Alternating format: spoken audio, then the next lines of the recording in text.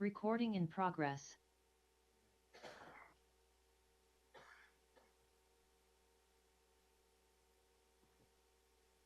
Good evening.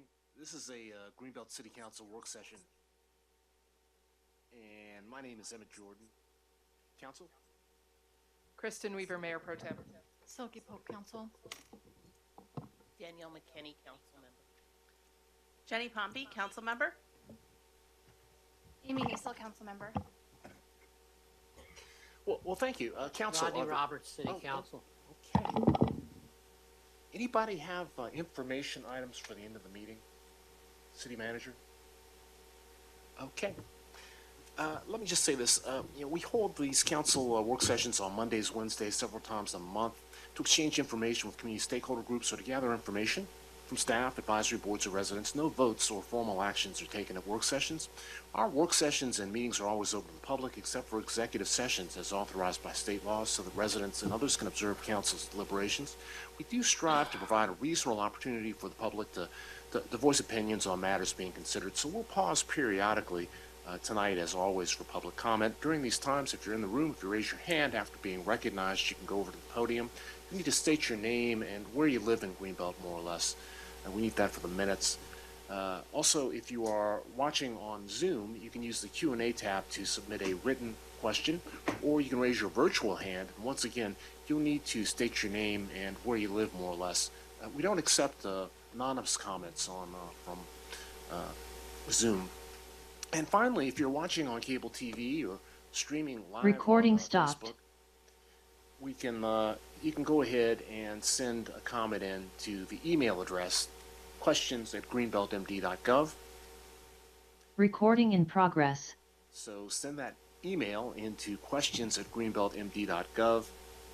And finally, it's really important we try and maintain a level of civility at these council meetings. We're all neighbors, so please, with the public comment, if you can limit your remarks to about 3 minutes and one topic at a time, that's very, very helpful because other people may need or want to speak. So we're gathered here tonight to actually talk about the city budget. We've had about 9 work sessions on the budget so far, and on last Wednesday and tonight we'll be talking about the various organizations, the recognition and contribution groups that we have in the city of Greenbelt. So I forgot to say hello to our city manager, Jose Samaron. Mr. Samaron. Good evening, Mayor. Good evening, Council. Good evening, residents. Thank you, Mr. Mayor. I'm joined tonight with our City Treasurer, Ms. Bertha Gaiman. From the Recreations team, we have Nicole Wald and Director Greg Varda. And our acting Deputy Clerk today is Ms. Tyra Smith, who's also a DEI officer. Fantastic. Well, welcome everybody. We've got a pretty full agenda. We have about 15 minutes set aside for each of the groups that we'll be talking with tonight.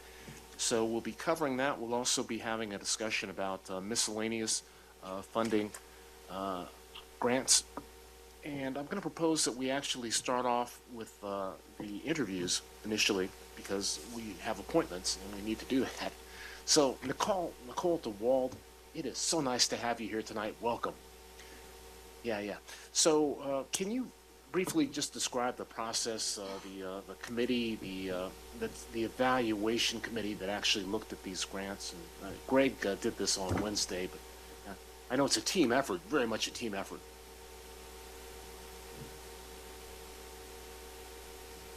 Thank you very much. Yeah, the Recreation Department is proud to administer the Recognition Group program with all the wonderful community organizations approved by City Council. We work with many of them to provide in-kind funding. There's about 48 of those groups who hold basic certification with us. And this year we also received 13 grant applications in 2 categories. The city offers project grants for time-limited programs and operating grants for ongoing expenses. And these are available to community groups that provide or underwrite ongoing cultural, athletic, recreational, civic, service, and social opportunities which are open to the general public and which provide significant participation by and service to Greenbelt residents.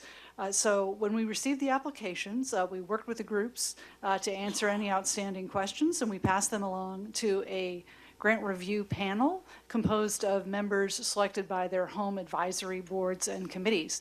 And they very generously took their time to get to know the organizations and to help us evaluate the applications. All of the applications were found meritorious and worthy of your consideration for funding at some level.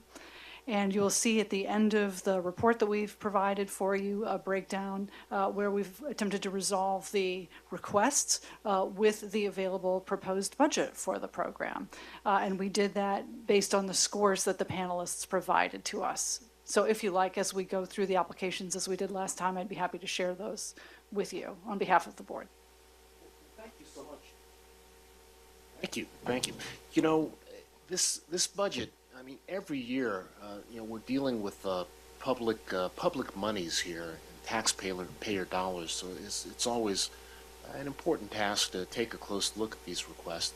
All of the organizations, so many worthy organizations in the city of Greenbelt. This year in particular, we've got a very, very tight budget situation. So we very much appreciate the work of the evaluation committee. And what I propose that we do is we'll call each organization up, give them about 10 minutes to actually give an overview of their application, and then I'll turn to you and ask you to provide a synopsis of what the committee recommended, and we'll take questions and so on and so on. So let's go ahead and kick things off. And the first organization, I don't know if they're virtual. Or if they're Dr. here in person. Rosato is Dr. online. Rosato. It's the Greenbelt Black History and Culture Committee. And Dr. Rosato, are you there? I'm here. Can you hear me? I can hear you. What a pleasure it is to see you tonight. You're looking good. Thank you very much. I'm reporting from Brooklyn, New York. Oh my. Hope you weren't on that bridge yesterday. No. I came for a memorial service. So sorry. and Joe Park is with me. He's vice chair of the Greenbelt Black History and Culture Committee. Right. And so, if you want to go ahead and give us an overview of the proposal, maybe a couple of accomplishments or things you're thinking about for this coming year, but yeah, the floor is yours. Okay, well, we started last November because our funds come in July 1st. So we began with Emancipation Day, and Emancipation Day, we had a program. But let me just say from the jump, we have several programs. We do Emancipation Day, then we do Greenbelt Black History Month in February. We may or may not do something other than show a film in collaboration with the Greenbelt Cinema in June, because there is a big program that is planned by the county. We don't want to interfere with that program, and now it's a national holiday. So Emancipation Day, February, Juneteenth, and we also are in collaboration with the Prince George's Lynching Memorial Project to help support the Social Justice Student Awards ceremony. We also work with Shamar and also with Nicole, and as we try to have a month-long artistic program during Black American History Month, and I think we have a lot of visitors that see that. Our goal is to provide the history through the culture of African American people and the African diaspora, from the past to the present and to the future. And I think we have tried to do that through the educational programs that we offer. We had a big attendance for the Emancipation Day program, which was on reparations. In February, and Joe can respond to this, we're very honored to have so many different Greenbelt institutions join us in offering different types of programs. And that, I think this was really the first year that things really came together as various groups and institutions throughout Greenbelt. We all collaborated together. We've had very high attendance in all of the programs. In February, we presented a program with Kamal Siddiqui, who works for the Smithsonian and is one of the partners in Divers with Purpose. And what he did is to do a presentation that actually showed the work he's been doing in trying to help find 12,000 enslaved ships that went down from starting, well, from the Jose de something, which I can't remember the full name, and ending with the Clotilda, which is and the descendants of Africatown. And I think several years ago, we actually had a descendant of Africatown who, in collaboration with the Greenbelt Cinema, we showed descendants, and they came and spoke about their descendants and what they're trying to do now. The Clotilda was the last enslaved ship that came to the United States. It came to Alabama. And I think we've had a lot of support from our community and even beyond. And I think we've had very good attendance. What do you think, Joe? I don't know if Joe's on. Yes, Joe? and He's here. Good evening, Joe. Mr. thank Parks. you. Good evening. And most remarkably, we're getting more and more young people who are beginning to participate and even beginning to take leadership roles. And we have plans to engage with young people, get young people to engage with other young people for as many different cultural events as we can support. And we're in the process of planning at this time for Emancipation Day. And hopefully we'll have something definite by, at least by September. We should know exactly what we're going to be doing. Very good, very good. That's a wide array of programming. Anything in particular you want us to know about the application? I didn't hear the rest of the question. Oh, is there any particular point that you would like to make about the application? Our application, well, we submit an application in December, and we're asked a series of questions, and we try to provide that information. I'm not sure exactly how it's weighed or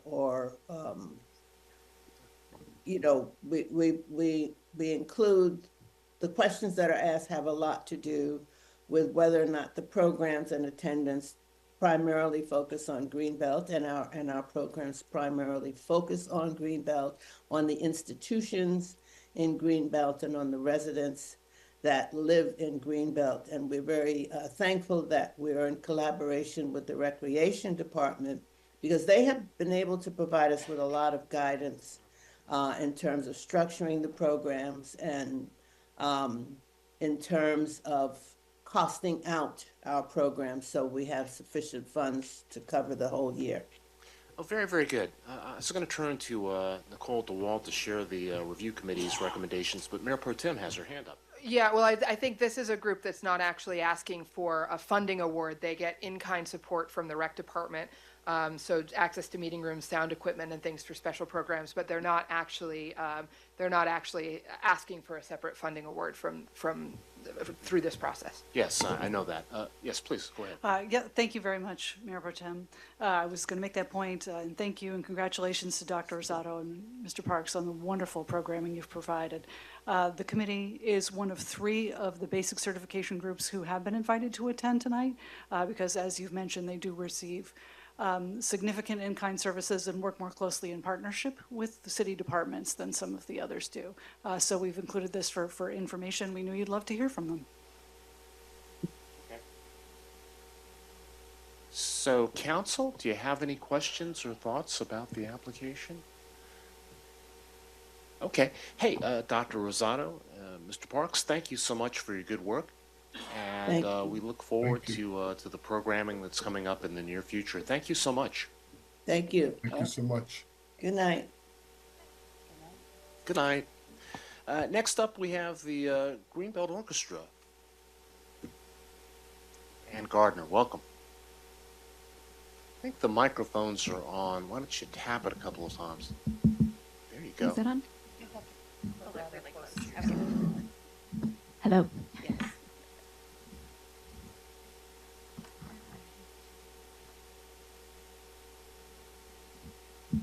Well, we're very excited to be here. I believe also online we have Sarah Whistle, who is our treasurer.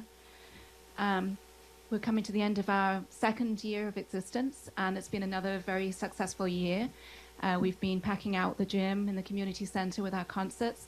We gave a concert in November, and then our Black History concert in February, which the orchestra and the audience very much enjoyed. We had so much great music that we enjoyed exploring. It was so hard to choose what to perform in that concert because we kept finding more great things.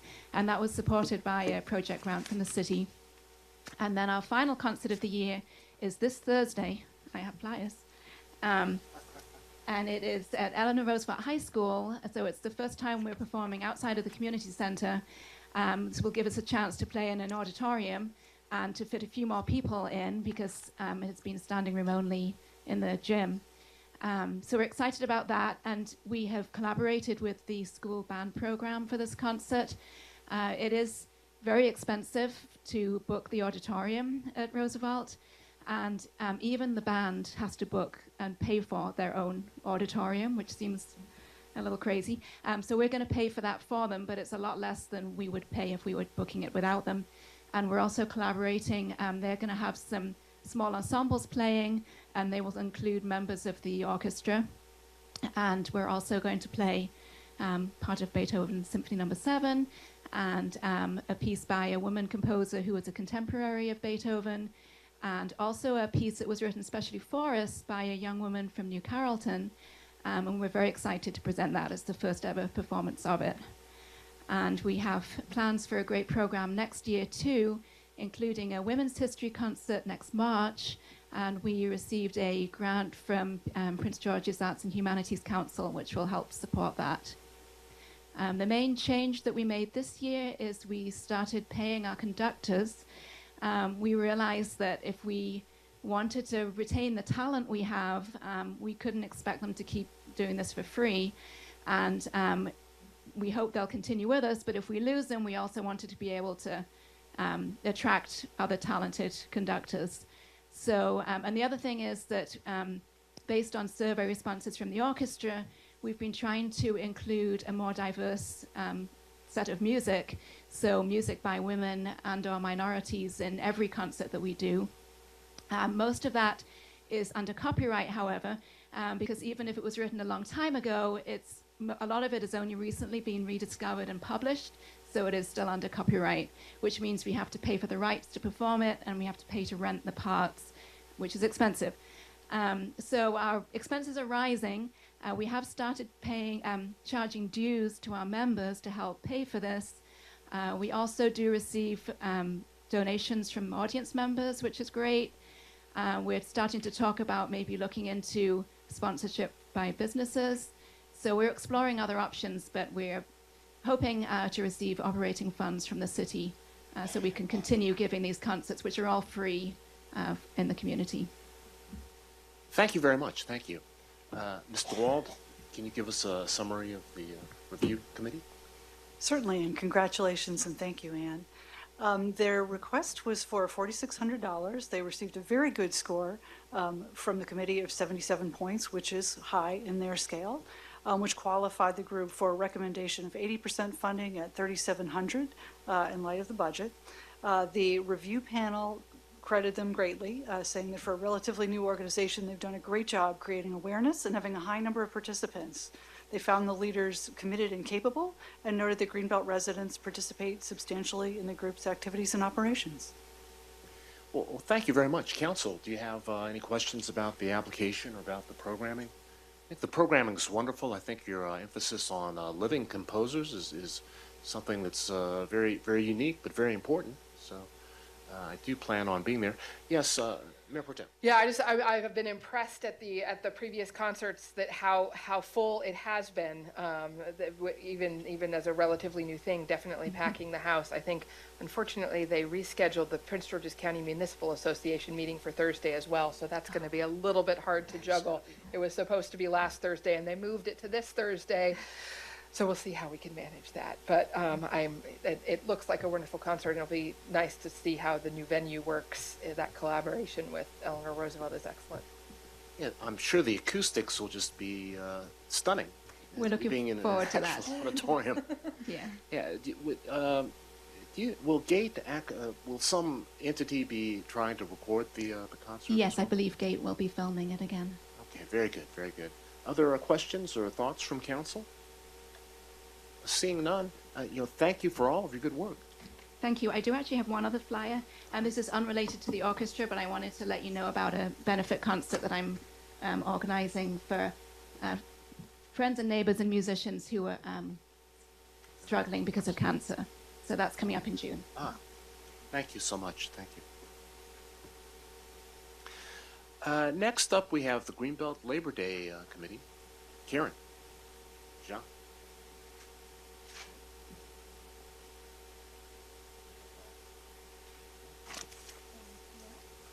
Oh, yeah.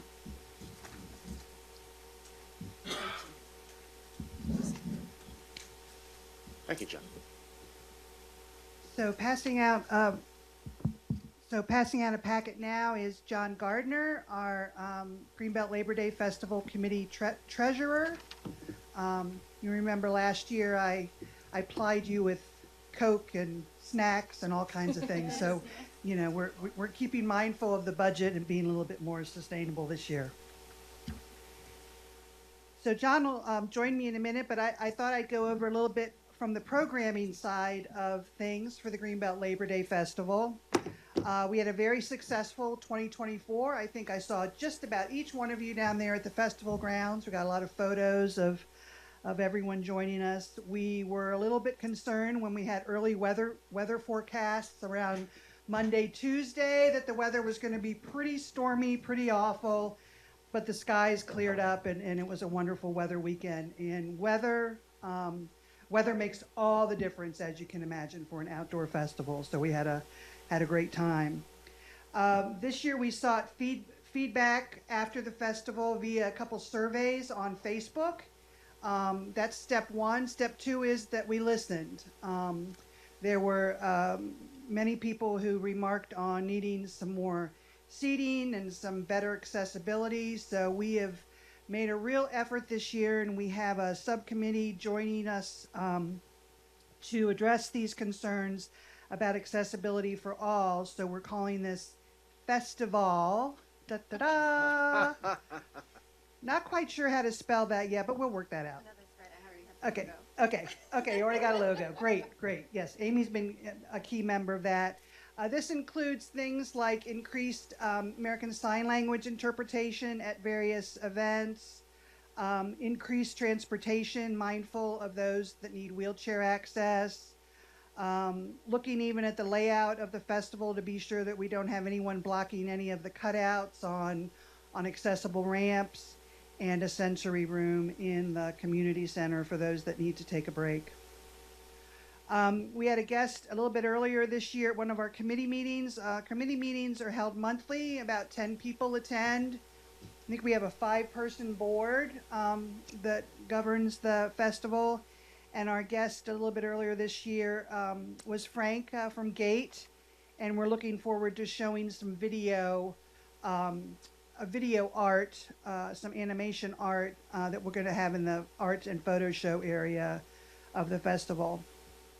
We are always looking for volunteers for any of the positions, and particularly we need some for key positions of the parade, rising stars, and I'm still hoping that we get a logistics person, because I think if you can imagine all the moving parts, we really need a moving parts person. One of the new volunteers this year is Greenbelt's own Bachelor Joe Harris, who some of you know from New Deal Cafe and Crazy Quilt Festival. He's bringing us a diverse lineup of music, all genres. I mean, it's a really impressive lineup. He's really packed the schedule, but we also have the fan favorites of the Nowhere Men and Fast Eddie and the Slowpokes. We're planning for wandering entertainers because Joe was able to come in under budget. We have a little bit extra for wandering entertainers to cruise the festival grounds, things like one-on-one or small group balloon art, musicians, face painting, etc. And then continuing this year, we're going to be doing a community engagement project. John can fill us in a little bit more about what's planned for this year. And then lastly, on my programming notes is Rising Stars will continue this year. Last year we had a great music group from students from Eleanor Roosevelt. So we're looking forward to, just really encouraging the younger audiences to share their talent with us at Rising Stars. John, do you want to give some budget notes? Okay, yeah, just so, as Karen mentioned, when we have good weather, we sell lots of tickets and that funds the festival. So last year we had a really good year.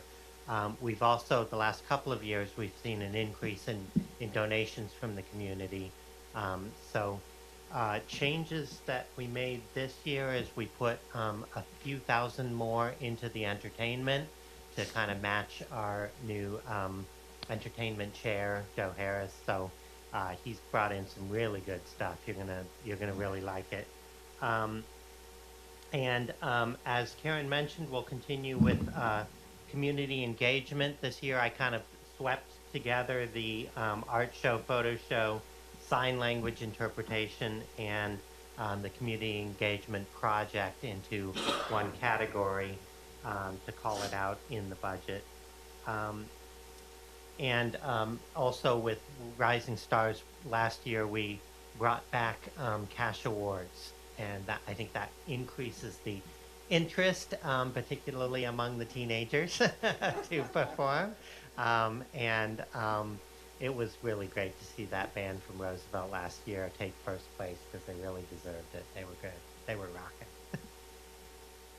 Hey, that's fantastic. It's such a huge undertaking, a large, complicated festival, all volunteer run. So definitely commend you for the level of organization. You seem very, very well organized at this point. So I didn't hear anything about the pie eating contest. Is that going to happen? That is usually in the rec department's lineup. So you just gotta, put in a word with Greg to be sure that's on the schedule for 2025. Yeah, it should be mentioned that we get a huge amount of support, in-kind support, both from Public Works and the Recreation Department. This is a partnership between the committee and the city. We are not asking for any funding from the city, but we definitely rely on those in-kind contributions. The police department also contributes to security. And we always make them feel real included and well loved throughout the weekend. But they're really doing a great job. Yeah, and it's such a unique endeavor. You don't really see too many large volunteer-run Labor Day festivals. So to see the community groups out there with booths, it's really important, an important link to the past and something that we carry on to this day. Any questions from our... And we do have some shirts still available. Oh my. Because we are still, 70th, 71st, it all just kind of runs together. But this is a calendar year anniversary for us, so. Okay. Questions or thoughts from council? Definitely looking forward to it. When do you think those the wristbands are going to go on We're sale? going to get those a little bit earlier this year, and also I got some great news from Co-op Grocery Store does support various community efforts, and they're discussing supporting us in August, which is great timing. And so we hope to have the wristband vouchers at the store in August. Fantastic. Mayor Pro Tem. My only comment is I think your estimate of the number of spectators is probably low. You say 3,000 of audience member spectators. I bet it's more than that over the course of the weekend. I think there may be more folks coming than that. We need one of those drone shots with like the Park It's hard to Service. count. I recognize crowd counting is a challenging thing, but sure we'll look forward to good weather. We'll hope for good weather, I guess. We'll hope for that. But. I'll just say 3,000 plus. Plus, yeah. Hey, well, thank you so much. And anything the city can do to be of assistance, you have our open ear, and definitely will work with you, coordinate whatever we can do to make it happen. Thank you. We do get representatives from the Rec Department and Public Works and the Police Department attending our meetings, so we are well tied in.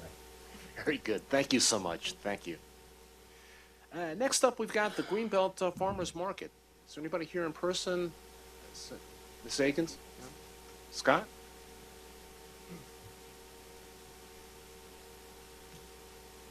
Hi. Hi. Welcome. I'm Yeah. Scott Fifield. I'm the president of the market board. This is Suzette Agans. She's our SNAP coordinator, and Brian Stauber, the vice president. So you guys provide mostly, not monetary, but in-kind support for our market. And one of the big new things that you've provided this year was we needed a new storage location for our ongoing, well, all the things that we store and only use on Sundays, because we used to store things underneath the pool, and the pool, of course, is under construction. So we're really happy with the space that you gave to us. We were told it was just interim space, so we'll see where the quote-unquote long-term space ends up being. But anyway, we're happy right now with what you were able to give to us. It's been an interesting off season for us. We had 53 applicants this year for the market, which is significantly more than we've had in the past. All of last year's applicants applied again. And so when we were selecting vendors back in March, we saw that we had a couple of new applicants from farms. And you might have noticed that a couple of our current farm vendors, long-term farm vendors, are aging. And so we thought it was a good strategy to bring in some new farm vendors. But that meant that some of last year's vendors couldn't return. There just wasn't space in our limited footprint. So, we're 2 weeks in. We're happy with the group of vendors that we have out there. We're happy that Julie Claire is back as the market manager.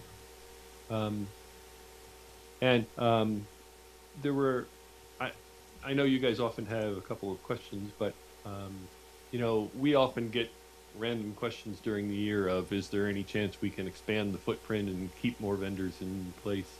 Is there anything that the city would object to in terms of starting the market sooner than Mother's Day? So I thought I'd bring those up. I don't know whether you guys have an opinion on that.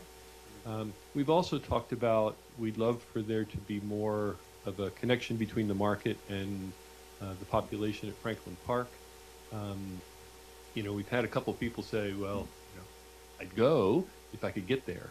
And I know that the news review doesn't get delivered to everyone at their doorstep in Franklin Park. So we're a bit puzzled as to how to reach the Greenbelt West community and get them even more involved. I'm sure there's much Metrobus, but I don't know for people who don't drive whether there are other ways to get over to the old Greenbelt on a Sunday afternoon. So those are some of the things that I thought I'd bring up. I don't know whether you want to opine on that, but I'll kick in a couple of thoughts. I think the past 2 weeks the attendance has been very high, particularly opening day. It's, good weather's the weather's going to be great throughout as the you talk to entire year. the Labor Day. But the attendance is really, really strong. So we in the past we have talked about marketing and trying to get the word out. So it's a balance. I don't think there's really room for that many more people. But, it's important to get the word out there to Greenbelters so that people throughout the city know that it's Sundays from 10 to 2 p.m. I suppose it could start earlier in the year. I think part of that has to do with the availability of the vendors. Right. We didn't know if there was any objection from a city point of view. We have some vendors, people who make brownies, people who make pot pies can do that year round. But some of our farm vendors have said, I won't have much to sell in April. So, it's a balance, like you say. But we were just curious whether the city would have any concerns with it. I know there's like a plant sale in there the week before we start. So it's on a Saturday, though. Yeah. Mayor Pro Tem? Yeah, and I don't know if I see some longstanding council members in the audience, if there's any historical reason why it always started on Mother's Day or not, or if it was mostly about the vendor availability.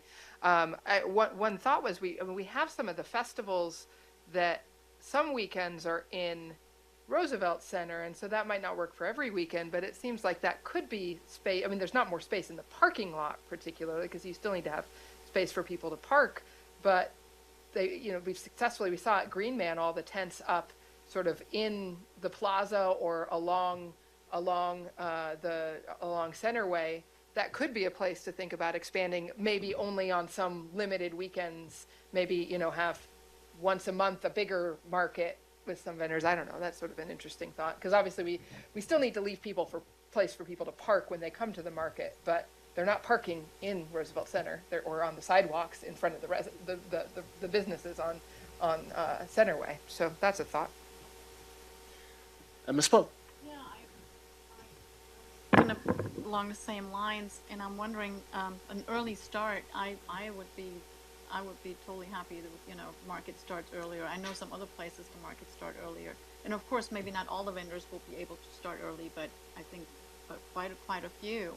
And I'm wondering if, because you have so many applicants, if they could maybe rotate it on some, like, off weeks, that maybe some different vendors come in and, you know, just kind of change out the dates on some vendors. Yeah. If that would be a possibility, so It you is a would have possibility. different one. When you look at the vendors that we didn't select, there's an awful lot of dessert vendors. Oh. And so we feel like part of our responsibility is to diversify what we're offering. Right, of course. But everybody decided during the pandemic that they could be selling their desserts that they were Yeah. making at home. So that's part of our hesitation to just jump into this. But anyway. Yeah, of course, you don't want to oversaturate with one particular item, so, I mean, that wouldn't make any sense. But yeah, earlier start would be great. I think Mr. Roberts has Thank you, I appreciate it. I was wondering, have you thought about maybe having year-round market? Not seriously. I will admit to you that our now 7-person board is busy in the winter. I mean, January, Like everybody February else. is our busy time, getting the application out, receiving applications and money, and then of course selecting the vendors. And then the vendors, once we select them, have a bunch of infrastructure that they need to get in place: health department permits, insurance, etc. So I don't know how markets like the Old Town Alexandria goes year round. Yeah. I have talked to them, and it seems like there's like 2 groups of people. One handles the winter on a smaller footprint, and a different group I know handles there's the some summer. out there that do go year-round. Yeah. That's why I was wondering, have you thought about that?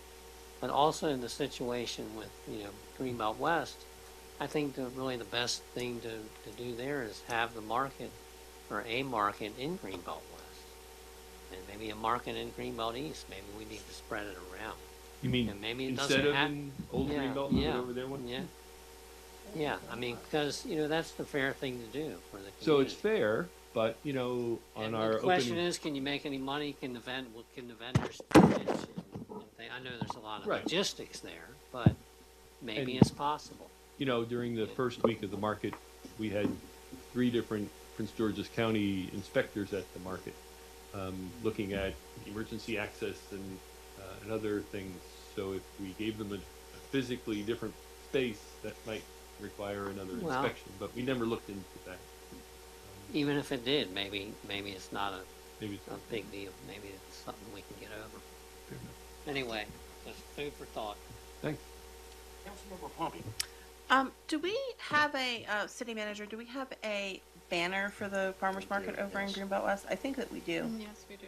There's know we have definitely, one. yeah, there's one on the right outside Greenbelt Station, right on Greenbelt Road. I think there may be another one too. There's one on Cherrywood. There's one on one on Cherrywood Cherrywood as And there's one well. on Hanover. Yeah. Okay, I know there's one on here. Okay, I was just wondering. Our policy is when we put up the banner, we put the same banner in all the banner Okay. locations. Yeah, we've given them 5. Okay. Councilmember McKinney? Thank you. Couple questions. You had mentioned that you have a lot of vendors that are dessert vendors. I was just wondering a little bit more about the variety of other vendors besides the dessert vendors that you have, and in addition to that, how many vendors, for example, are you having to turn away? So I'm just curious, like, what is the potential if we were to figure out additional space? Are we talking 2? Are we talking 3? Are we talking like 30 that you're actually turning away per year? We had 53 applicants this year. We accepted 34. But some of the 34 we accepted only on a bi-weekly basis because we couldn't squeeze them in every week. So some of them wanted to be there more often. So that was kind of the compromise that we made. And we did it with the diverse offerings in mind. You know, like I said, we added the farm vendors, but we wanted to have some prepared foods. We have a couple of dessert vendors. We have a couple of flower vendors. We have the long-term ice cream vendor. We have 2 alcohol vendors that share a space and alternate weeks.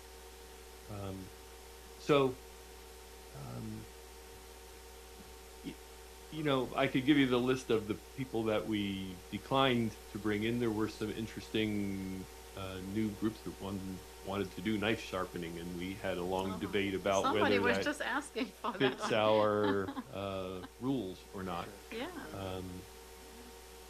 We wanted to toss them to the makerspace people, who will talk to you later. But so yeah, it's right now our mentality is what can we fit into our existing footprint. And I will say, is it up? Yeah, you just have to get close to it. Okay, one of the things I asked, because I'm new to the board, was, well, can we expand the space we're in? And the impression I got from the other board members is no. And I didn't know if, like, I saw a diagram in our files where we pushed out, like, if you walk from Roosevelt Center and then kept going, that would be blocked off. You know, in other words, the circle wouldn't be a circle anymore. Right. So I wondered if there was any thought about that. Does it have to be a circle? I hadn't really thought of it. There may be some public safety reasons, and just in terms of the traffic flow and people being able to get in and out of the aquatic and fitness center, or the youth center and community center. But yeah, I never really thought of having vendors in front of like Generous Joe's and the Realtor like they do for Greenman. That's we had not given that thought. Right. Hey, one thing, I really appreciate the tables by the community groups, and I know that that's sort of in demand. So is the practice to have 1 or 2 tables that are open to community groups? Yeah, so that was another one of the sacrifices we made. We've typically had 3 community group tables, one of which is often taken up by a musician. But we had a couple of monthly vendors who we wanted to include in the market, and so once a month we're using some of the community group spaces for those monthly vendors. And we also have sponsors, and if you sponsor us at a high enough level, we are committed to giving you 1 or 2 table spaces. So the random community group space has decreased a little this year, but it's still out there, and we got someone this morning writing in asking us if they could come on a particular date. So we judged their eligibility and then passed them off to Julie to pick a date. Yeah, I think there's a lot of value in doing that, just in terms of the exposure, the foot traffic, and just allowing different groups to kind of heighten their profile. Right. Take a question from Mr. Robertson. We really need to move on. I just wanted to let you know that in regards to the circle thing, a number of years ago, you know, the Labor Day Festival was all in the back of the center. So at that time, yeah, the circle was broken. There was no circle back then. I don't know if anybody here old enough to remember when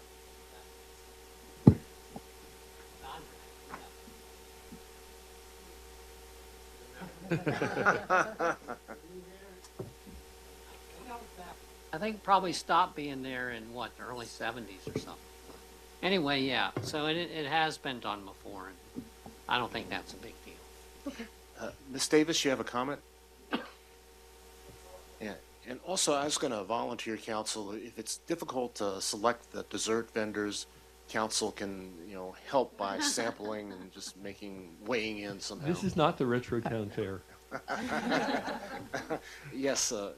Jay Davis, Greenbelt East. In response to Mr. Roberts' comment, my first year as a carnival chair. The entire carnival, Labor Day carnival, was in the lower parking lot. Everything, rides, booths, including the Ferris wheel, and the bandstand.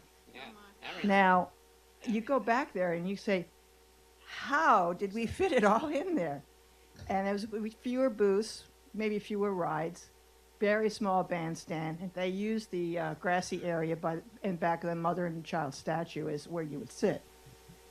And then we went up to the upper, and underneath the upper level, and then we moved to in front of the community center.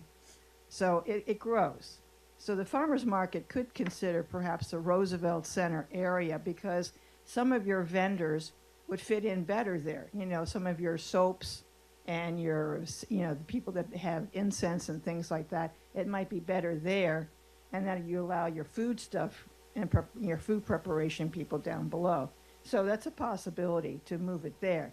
But to take up more parking space could be a problem because you open with Green Man Festival and there's a parking right there.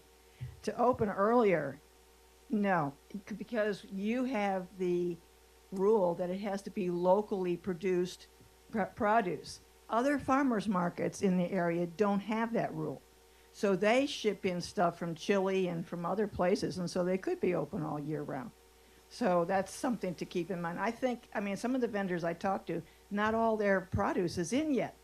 Right. So, yeah, unless they have a greenhouse or something like that. So I think things are fine. I always enjoy seeing the new people that come in, and I like to talk with the people that have been there for years and years, and I welcome them back when they come in. So thank you for what you're doing. Thank you. Yeah, thank you so much. So if there are other things the city can do or be of assistance with, we are open to hearing requests and doing whatever we can. I think the farmers market is a great thing for just drawing people in. And actually, a lot of people think that they've been to Greenbelt, but they've never been to Roosevelt Center. And I just see more and more people from outside of Greenbelt at the farmers market on Sunday. So it's a great thing, bringing people in and finding out about the cinema and the various businesses in Greenbelt Center. And I wanted to say thank you to the long-term board members, Terry Kuchera and Carissa Robalski, who left the board recently. So our board has turned over in the last couple of years, but we've got excited new members. So thank you for your service. And I just want to mention, the co-op has adopted us. We're partnering with them on the Roundup program for June. So shop at the co-op and get a Roundup because they're going to be using those funds and hopefully Greenbelt Community Foundation funds to do a match in SNAP. Oh, Nice. That's wonderful. That's great. That's great. That's a good idea. Thank you so much. Thank you. You're welcome. Next up, we have Greenbelt Access Television.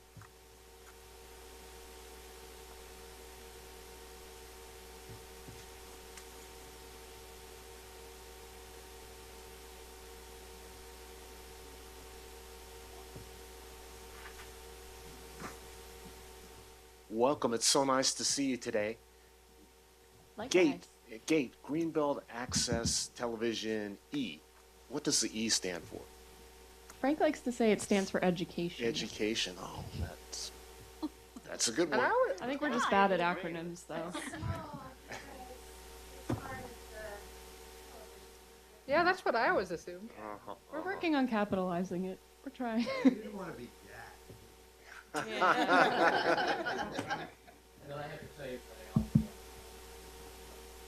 Right.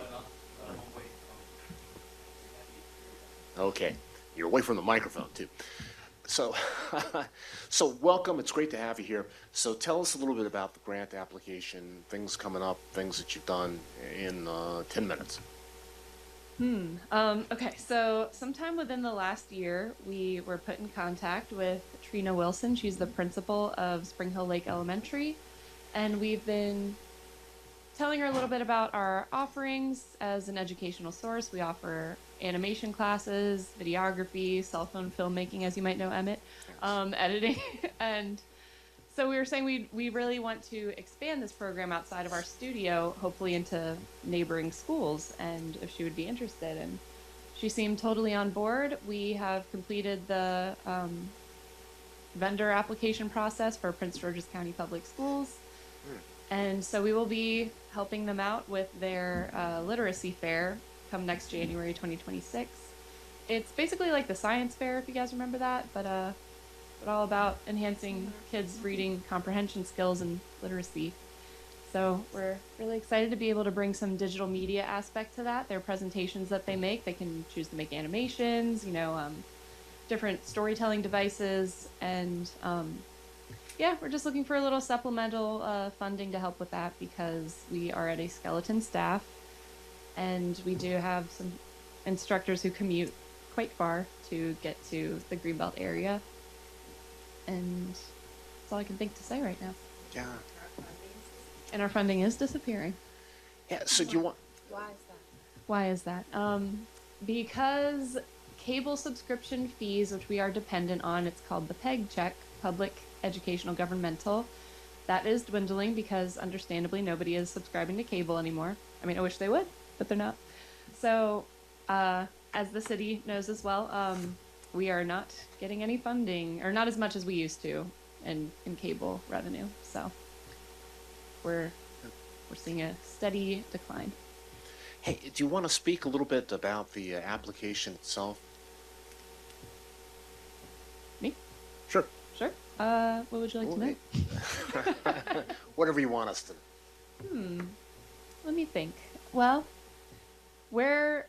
even though the E is lowercase right now, we're really big on education. I think that's something that we found is really working for us as an organization, and we're really passionate about doing it. We have a lot of really great instructors, and sometimes after a hard day, I tend to forget why I'm doing my job. We all do. And it was last Tuesday we had an animation screening showcase for all of our animators, everything they've been working on throughout the year, all of our students, and a good handful showed up. Jenny was there. That was great.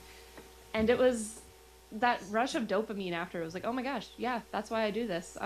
It just feels really great to show people of any age, any demographic, that they can do this. They can make digital art, they can tell stories, they can make films, they can edit. All of these incredibly daunting things, animation, people can do that, and we're a really great, I think, resource for that. And so I think that's why we're adamant on, branching out, partnering with other local organizations and institutions to kind of help spread the word and make people know that they can do it. Yeah. Ms. Pompey, council member. Yeah, I'll just say, I was at the animation showcase. It was last week. It was amazing to see these videos that most of the kids were probably like 10 and under, right? The majority of them? They were young. It was just so impressive. Like, some did the stop motion animation, some did computer animation, and it was just really impressive. It was adorable. They did their own little sound effects, and some of them sang and did the audio. I mean, it was just so cool, and the kids were so excited to be there. Yeah. And it was really great to see that. So that was just great job. It was like so great that you guys did that showcase for them, so they could really show off their work. And I thought that was really cool. So kudos to you guys. There was popcorn there. It was a really nice little event. I wish we had told people to wear their best Oscars style attire. Yeah, next year. That would've Next been year it so- can be like that. Right? Yeah. Maybe next year. But it was great. So I just want to give you guys some props for that. It was Oh. really good work. Thank you so much. I'll pass the credit on to our new animation instructor, Vanessa Dalemans. That was her idea after her class had wrapped up the week before. She was like, we got to showcase this. The kids got to come out and see their work. We got to make a night of it. And I said, you're absolutely right. And so I apologize. It was a really great turnout, but it was hot in there, so I'm sorry. The room was packed. It was packed. That's great.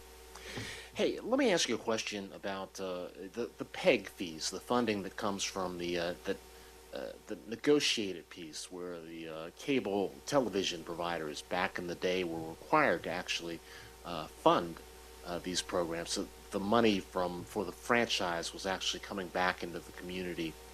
So there's been a fair amount of advocacy to try and find some new sources of funding.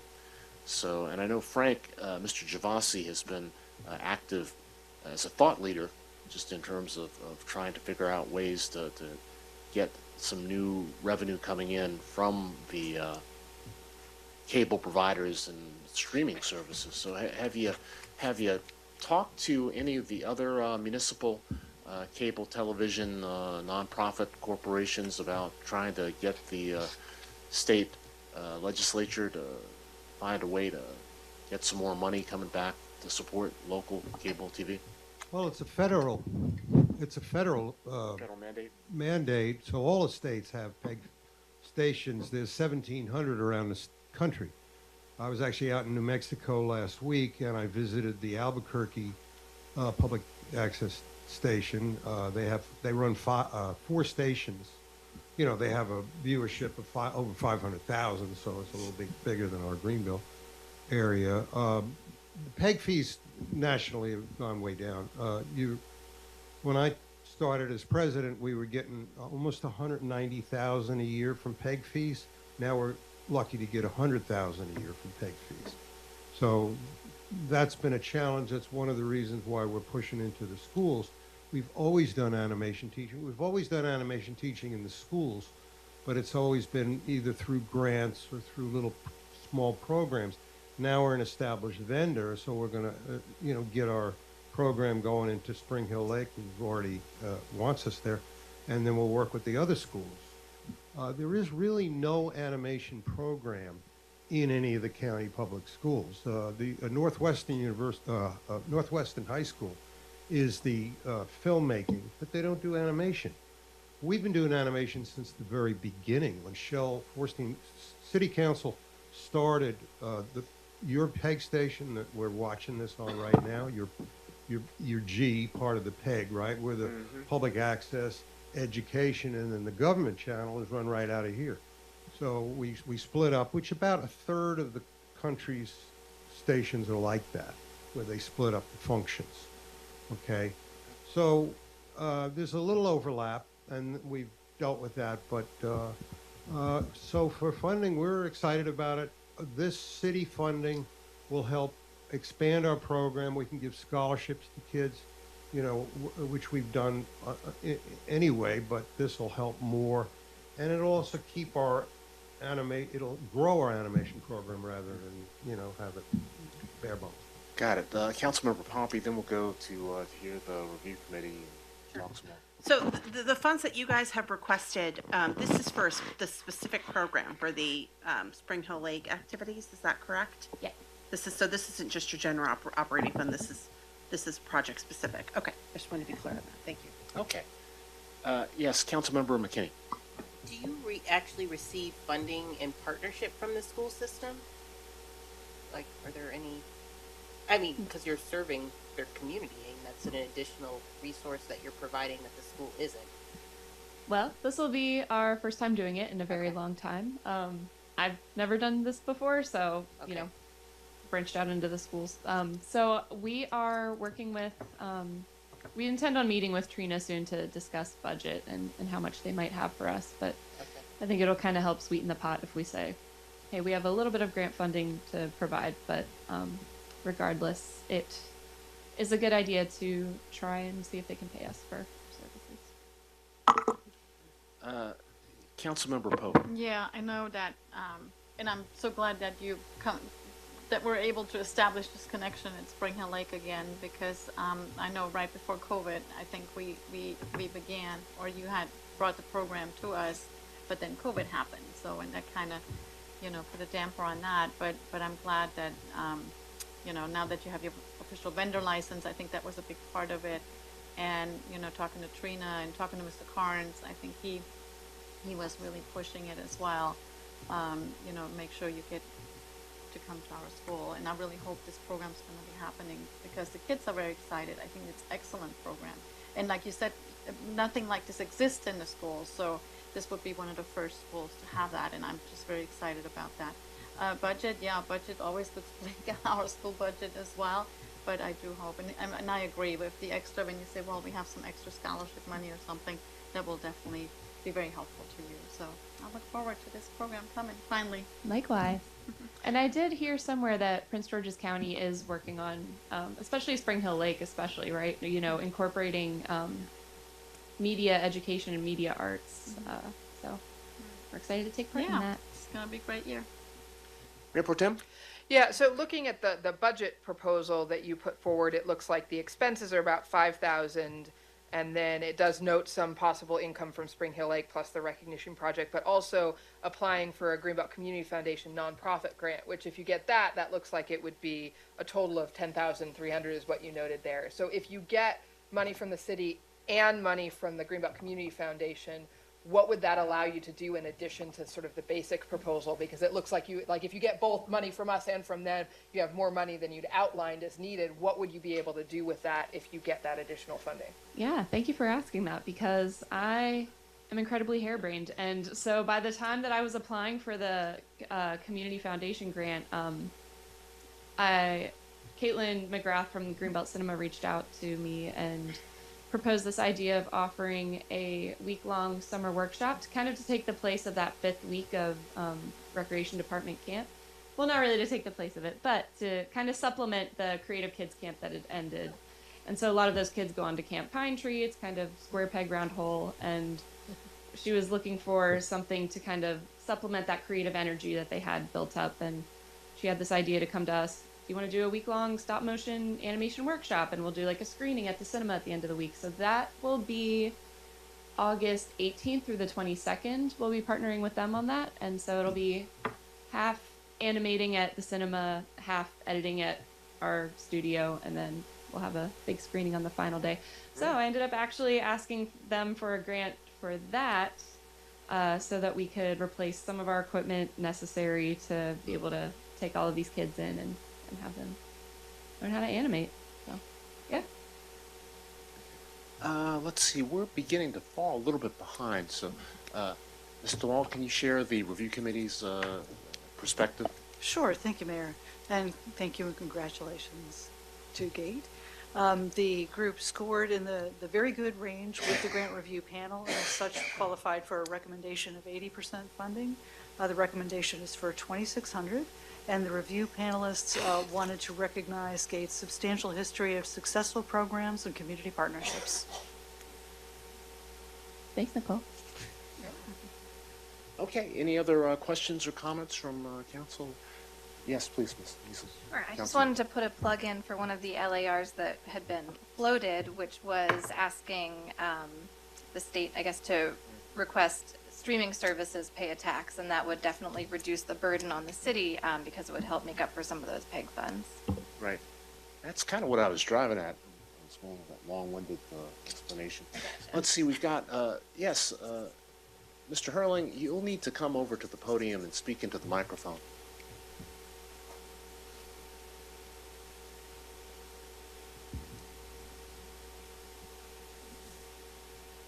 And what is your name, sir? Today it's Conrad Hurling. Tomorrow it could be Conrad, but today it's Conrad. And I just wanted to note a couple of things. One, virtually all of the organizations that you're interviewing tonight and others we have actually helped promote, and we'll continue to do that because we're all in this together. The other thing is that when we were covering a few years back, Spring Hill Lake Elementary School, one of the things actually that was helpful in the questions that I had, not only of the kids that were in classrooms and out on the playground, but also in talking to a number of the teachers, their primary language was Spanish, and being able to speak in Spanish was very helpful, so that then that helped improve the finished product, so that everybody, again, because so many people still miss out on what's been happening at Spring Hill Lake Elementary, and Greenbelt Access TV is very, very dedicated and devoted towards changing that so that everybody in the community has a greater appreciation. Thanks for bringing up those points. If a community group wanted to get in contact with GATE to help with their marketing or to do a PSA video, how would they go about doing that? They can reach out to us at greenbeltaccess@gmail.com. Our phone line's currently down while we're working on our router hookup, so email us.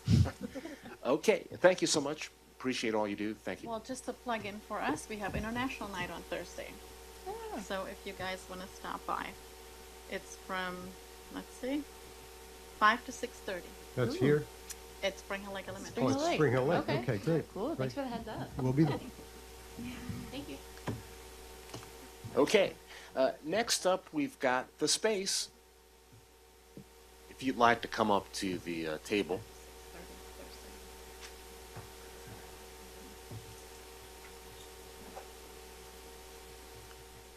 Welcome. And I'll quote the musical icon Sun Ra.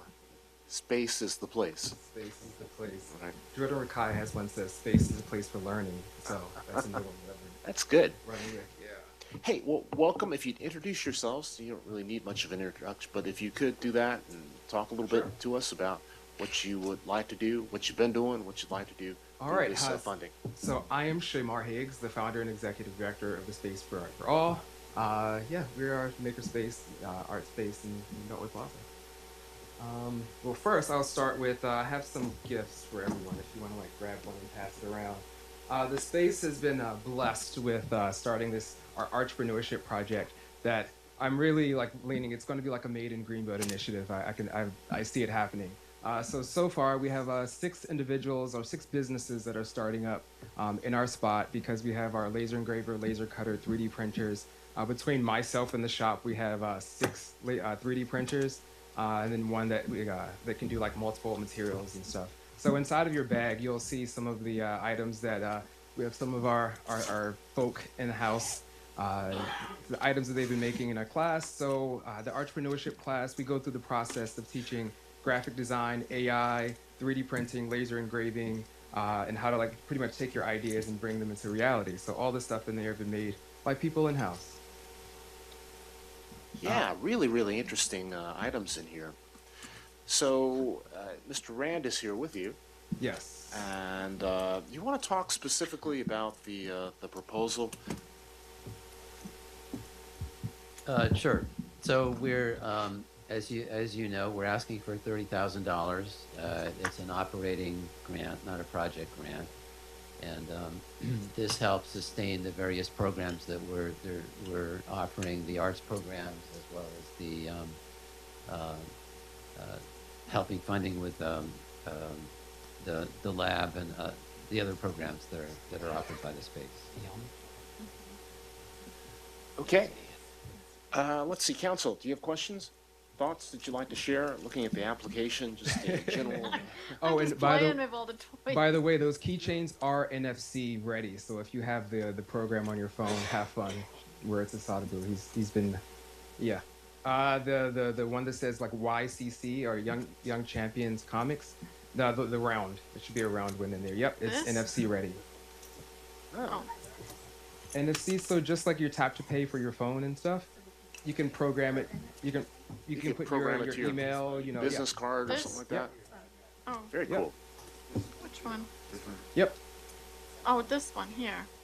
So yeah, and on what's top on of that's a bookmark. So Sadabu is one of the volunteers of the shop and is in the program, and he has his comic book actually has been he has his copyright and everything for his comic book. So this is a product that he's working on, and then the silhouette is actually that's one of his characters from his comic. That is so cool, Sadie Boo. That's awesome. Congratulations. Well, just in terms of, as a nonprofit, your diversified support, certainly the in-kind support that you're getting from the Quantum Corporation Absolutely. is very, very substantial, just in terms how many square feet do you have? Math is not my thing, but yeah, we have 3 massive locations, and so 1 massive location and 2 spaces downstairs. So it's about 1,100 square feet downstairs, and upstairs it's a whole lot more. That's yes. And we're still getting a very generous amount of in-kind support from Quantum, but they have started charging rent for the Third Space Lounge, so we are paying a substantial amount of rent this year. Right. And also, just in terms of operating the utilities, do you have to pay your utilities? We pay electric for the lounge. Yep. Right. Oh yeah. Comcast. Okay. Comcast. Yeah, we have Wi-Fi phones. Right. And yes, Mayor Pro Tem. Yeah, and so is right now, because I did notice that the rent cost as well as the utility costs went up pretty significantly. The rent especially it was, I think if I remember, like 11 up to 17 or something like that. It's a pretty big I, increase. I think it's going to max out at 1,600. Okay. But so right now, so the what you're paying rent on is just the lounge space. Is the other one downstairs, they're still giving you in kind Correct. as well as the outdoor space? They're still Okay. honoring CAP's agreement. Okay. Do you, and do you have, does it seem like in your conversations that's probably going to last at least the next year? It sounds like it. Yeah, it seems like from conversations so far, we know at least the downstairs, I don't think that they're going to get rid of that space or those spaces, but the upstairs, they're actively leasing that. So Okay. we are looking for like additional space. Okay. And in conversation with a few places, including Franklin Park, to see if we can find space to stay on, west side of town. So. And how many hours are you open in that upstairs space? So our upstairs class, it's just for our classes right Okay. now. Yeah, so it's just, what is the classes are 4 days a week upstairs. Okay. And do you want to talk a little bit about your partnerships or just grant seeking? Because it's as a thriving and growing nonprofit. It's really essential to kind of aggressively be seeking out. Yeah, I can opportunities. speak to that a little bit. So we have several grants outstanding that we're still waiting to hear word from. Unfortunately, we did not get anything from the community partnership grant that came from the county executive. That was Right. disappointing. It was a very challenging application. We are still waiting. We have applied for the county special appropriations grant, the Nora Roberts Foundation. We just applied for the Maryland TEDCO Makerspace grant. We're really excited to see if we might be able to get that. We are approved for the Maryland Charity Campaign in the fall, which is where the state employees are State able to employee- contribute money employee through their contributions. paychecks. We don't know what that's going to mean, but that's a possibility. We had a very successful fundraiser, as you know, at Pi Day in the spring. Yes. And we're looking forward to continuing with our fundraising with our amazing supporters. So we're trying. We'll be adding more grants to this list. So we're actively trying to find more money. And- through grants. And as far as our partnerships, we have the partnership with Employee Prince George's that we have the Workforce Development Center there. And we are Pride. The space is carrying the weight of Pride. So it's going to be from June until August. And that should be in your email tomorrow. My assistant, tomorrow. Yeah, I sit on the board of the Metropolitan Washington Council of Governments, and they were talking about the international Pride Fest that's going on throughout the United States and throughout the world. Have you been able to kind of link up with them I have at all? not. I have not been able to get coordinated, but Chandra did mention to coordinate with her. Okay. But those dates, I literally just locked in the Greenbelt Park this morning. So Okay. I'll see if I can send some information over. Might be an opportunity to That would be promote a little bit further. great. Yeah. It would not be fun for permits, but it would be great. Nicole DeWald, can you share the review committee's Sure. perspective? Yes, and hello and congratulations to you guys as well. Thank you for everything you do. The space also scored in the very high range, and based on that, they're recommended for 80% of their funding. That's level throughout the category, which would put them at 24,000. And the grant review panel wanted to recognize that the programs of this organization are believed to have significant and lasting impact on the individuals whom they serve. Well, thank you. Let's see. Are there any additional questions? Yes, Councilmember Pompey, please. I just wanted to comment, looking through your application, I was just so impressed by the number of community partnerships that you guys have with the other organizations in this community. It's just so clear how you have invested in Greenbelt and how hard you have worked to build those partnerships and relationships all over the city. And that is so impressive. That is no small feat. And it's really good to see that, especially this is still a young organization. So it's very impressive how much you've done and how much you've grown. And just your reach and your partnerships. I mean, I'm looking at this list. I'm like, is there any group that that the space does not touch? we'll I have- mean, we'll and have if some- not, probably they will really soon. We'll have summer camp this year too. So I mean, with Gate, so yeah, that's gonna be- amazing. So anyway, it's just really impressive. And Thank you. it's really great to see. So good work. Congratulations. Good job. Yeah, the whole team. You guys, really, seriously, very impressive. Well, thank you so much. And we're going to move on to the next organization. Thank you. Thank you. And next up, we've got Fanka, the Friends of the New Deal Cafe. Fanka, come on down. I think They're online? Yeah, Julie Winters is online. Okay. Julie Winters, are you there?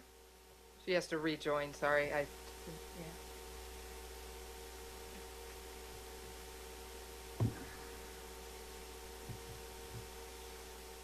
There she is. There she is. Hey, good evening, Miss Hey. Winters. How are you? I'm well. How are you? How is everybody tonight? Doing pretty well, yeah. Hey, so thank you for being here. Thank you for your work with the Friends of the New Deal Cafe. Can you give us a quick overview of your application and maybe talk a little bit about some of the programs, things coming up, highlights from the past year? Sure.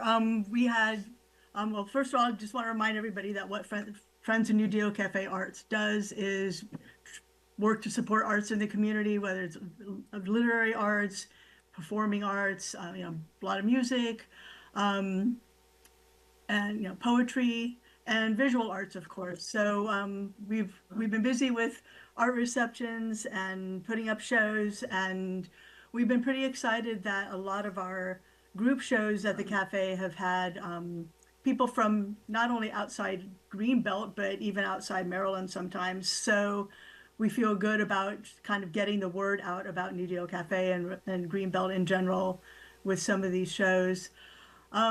We've had really good, successful festivals last year, really well-attended jazz festival and blues festival. And unfortunately, the costs associated with all of these things are going up. The bands that we bring in would like more money, and who wouldn't at this point with our economy. And we had to replace 2 street banners last year, so that dipped into our funding a little bit. And our art receptions are also a little bit more expensive under the new vendor. So at the New Deal Cafe. So that's why we're asking for $3,000 to support, mostly to support the festivals, to pay the musicians and the sound technicians, because we really rely, of course, on the sound people to deal with the acoustics of the Roosevelt Center and make sure that the sound quality is good everywhere. Well, thank you. So, in regard to the grant application, the funding application specifically, is it different than last year? It's about the same, pretty much, right? A little bit I more. believe so, yeah. So I know historically one of the questions that comes up is about marketing and reaching out. So with the Green Man Festival,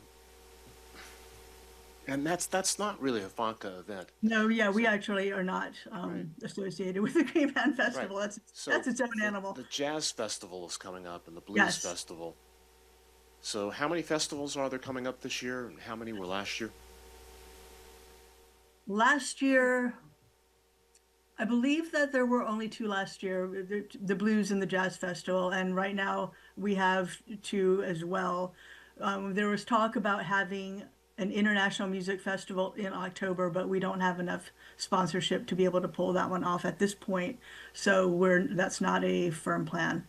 The Jazz Festival and the Blues Festivals are firm plans. Right, very, very good. And as far as the Barbara Simon Art Gallery inside the art, beautiful art, and Mr. Higgs, I believe he's one of the curators, is he not? He curates the show in association with the Black History Month, Right. but he is not otherwise a curator at the cafe right now. Okay. Mayor Pro Tem? Yeah, so I guess so it sounds like there's not going to be a return to the Crazy Quilt Film Music Festival, because I know that was one that has been happened in the past years, and was the idea that that international film festival might have replaced that, or Yeah, I'm not sure. The Crazy Quilt has undergone some transition in terms of who kind of spearheads it, and I don't know that anybody is currently spearheading that on behalf of the cafe itself. And so right now I'm not aware of that being on the agenda. and is FONCA involved in some of the 30th anniversary, or is that more the New Deal Cafe board? Because I That's know more they're the New separate Deal Cafe board. entities. Right. Yeah, that's more the New Deal Cafe board itself. Thank you. So Sure. a few years back, there was a lot of outreach with the Blues Festival, and there's actually a couple of concerts, a couple of years where there were concerts over at Beltway Plaza. So any thoughts about reaching out to other parts of the city this time around? That's a really great question.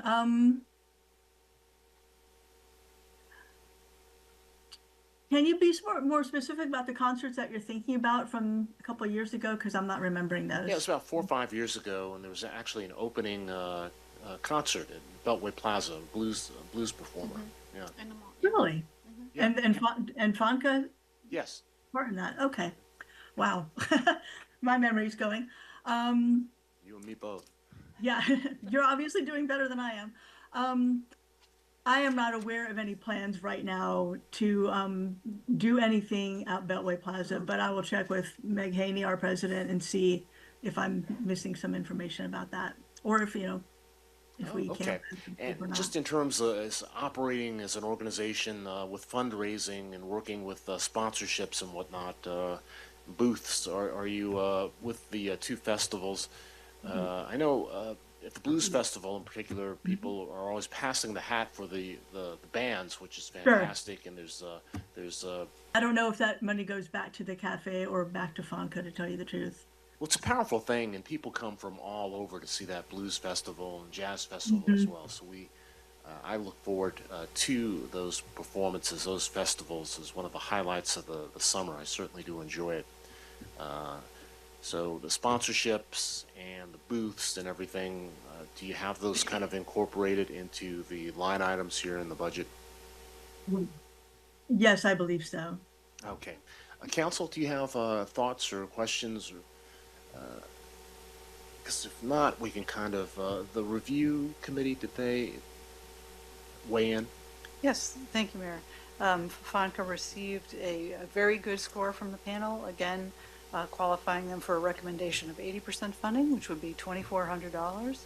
And the review panel wanted to highlight that they think that FONCA is a great investment for the city, and that they provide significant and potentially long-lasting benefit to the broader community by strengthening Roosevelt Center. Okay, thank you very much. Wonderful to hear. Thank you very much for your time and consideration. Have a nice Appreciate evening. it. Thank you so much. Thank you. Bye-bye. Okay, let's move on to the makerspace.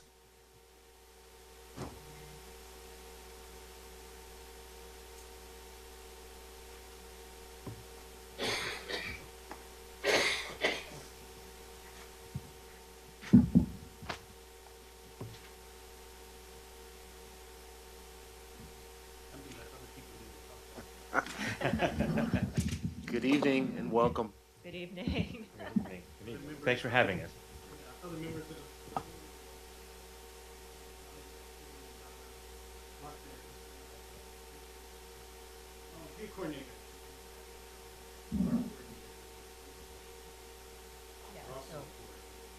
Well, I'm an audit committee member, but. but Okay, okay. Hey, so do you want to talk a little bit about your application, about things coming up or things that have happened recently? And I may need to recuse myself because I just borrowed a carpet cleaner a couple of days ago, so I don't know if that right. counts. So, Well, no, I'm still okay. so just a reminder for everyone that the Greenbelt Makerspace is an organization.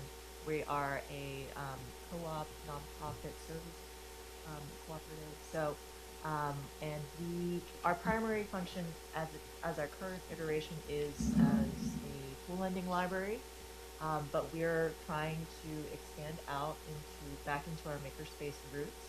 And so we'll talk a bit about how we've been developing as a group and the changes that we've made. This year we've brought on new board members and new energy and engagement.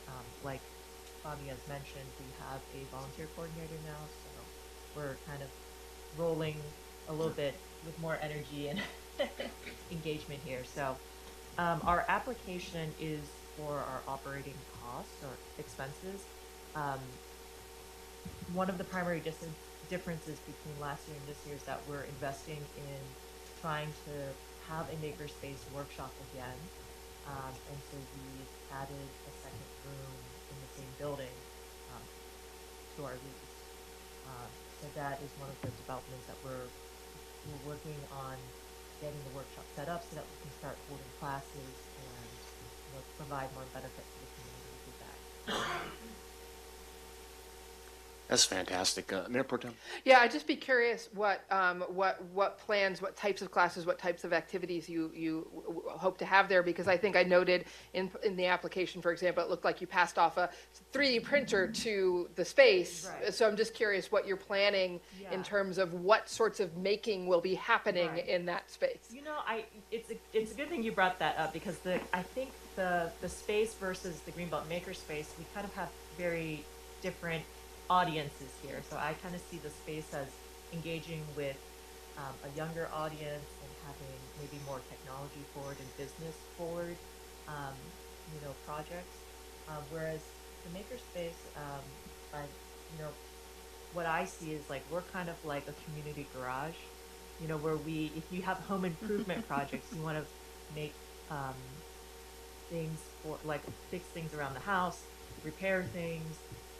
But also, there are people who are interested in, art projects or their own business, having somewhere they can go work on things that might be, allow them to more easily get stuff done.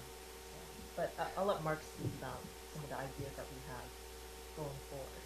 Thanks, Nicole. Mark Gordon, thanks for having us. So the makerspace, we're really excited because, as Nicole mentioned, it's right next door to the tool library. So the space became available. It's something we had hoped for. Had no idea it was going to happen, but it did. So we have the tool lending library, and right next door is the makerspace, which allows us to trade the tools back and forth and go back and forth real easy and supervise. So as far as the classes go, we have spent time trying to listen to our community. What do they want? What do they need? And some of the things are, first off in the makerspace, we just had a repair cafe on the 26th. People bring their stuff that's broken, and we have volunteers come in from all over the place and work on these different things. It could be toys, it could be a toaster oven, lamps, jewelry, vases, everything people bring in. It's amazing the stuff that I see come through there. So we use it for that, and we were trying to sort out the makerspace and how to best use it and how would it work. So our first go around was with the cafe. Classes that we've talked about, obviously the first thing would be proper tool operation and safety. Being that we're loaning out tools, they always get instruction. If you come in for a tool, you're going to get an instruction. You're going to get an instruction booklet online, and we're going to talk about how you're going to be using the tool to make sure that you're using it safely. Well, we want to go ahead a step further because maybe there's some folks who aren't actually borrowing the tools that have tools and would like a class, safety about how to properly use different tools that they have at home. That's one that was requested. Training on personal safety protection, which we have.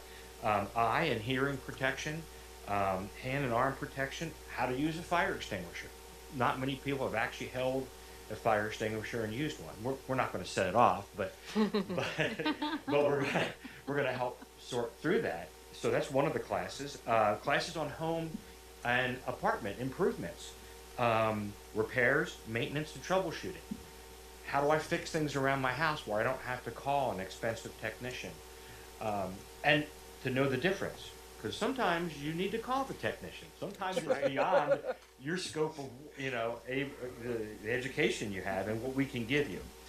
Classes on minor renovations. How do I put trim around my doorway? How do I, change out a receptacle safely? Those type of things. So those are the classes that the community's been asking for that we definitely want to work on and would be using the funds to put together those classes. And just going back on the makerspace, as Nicole mentioned, that's one of the benefits that really has us excited, because if you had 4 boards that you want to cut, you don't want to have to go and check out the big chop saw and take it home and then set it up and cut it. You can just bring your 4 boards in to the makerspace and you can just cut them right there. We have the proper clamps, the proper vices, everything you need to do things safely. And that's what we're going to be doing with the makerspace primarily. Yeah, I mean, that's a wide variety of activities, and really there's no other entity that is addressing those needs. So going back to 2016, when the makerspace was first incorporated in Roosevelt Center in the previous location to where the organization is now, it's been an interesting progression. And just seeing your board kind of beef up and more volunteers is very, very encouraging. So I think that's a great thing. As Donna pointed out, we've got people willing to teach automatic maintenance, carpentry, electrical. Right. So Councilmember McKinney. Can you tell us a little bit more about how your membership structure and fee structure works? Yeah. So one of the so our membership is it's an annual membership that people can pay into, and one of the things we're proud of is that we offer a sliding scale for our membership. So even though we recommend that people join at a $50 level per year, we offer as low as one or intervals, different intervals, and there are some people who pay even more just because they know what a great resource it is. And I believe, Bobby, we'd also do sometimes make exceptions for kind of like scholarship type situations. So we try to make it accessible so that people don't feel like it's too much. Yeah, so a lot of really, really interesting things going on. So if someone wanted to buy do you have a wish list? And if someone wanted to buy a piece of equipment for the tool library, can they do that? Yeah, they have a wish list online. Yeah. Usually it's people donating stuff like that. Right. Yeah, I guess that's good. I was just thinking about marketing. You've got a great website. It's sort of everything is kind of self-contained. So if you know where to look, you can actually see the inventory. You can join easily online. Of course, it's great to actually come in person and sort of meander around and look at some of the things there that you may not know that you need until you look and see it there. So how have you been going about getting the word out to different parts of the city? Are there some, with the new board and with the volunteer coordinators, you're bringing people in, have you thought about any new ways to market just so that people know the hours? Because it's weekends only, Saturdays and Sundays. I think that's a larger conversation us as a group need to really have, and our hope is to actually keep up our membership and engage with our current members more, so that we have like a more steady volunteer base, and also making sure that we're adding the value that they're expecting, so that we can retain members and increase our membership. In terms of how we're getting the word out, I know I was featured on Gate for one of our repair cafes, so if someone's tuning into one of those, we do advertise in the news reviews for any events and classes, so that's always a thing to report, as well as being featured in community events. Donna have a comment. Donna, now you'll have to go to the microphone, Donna.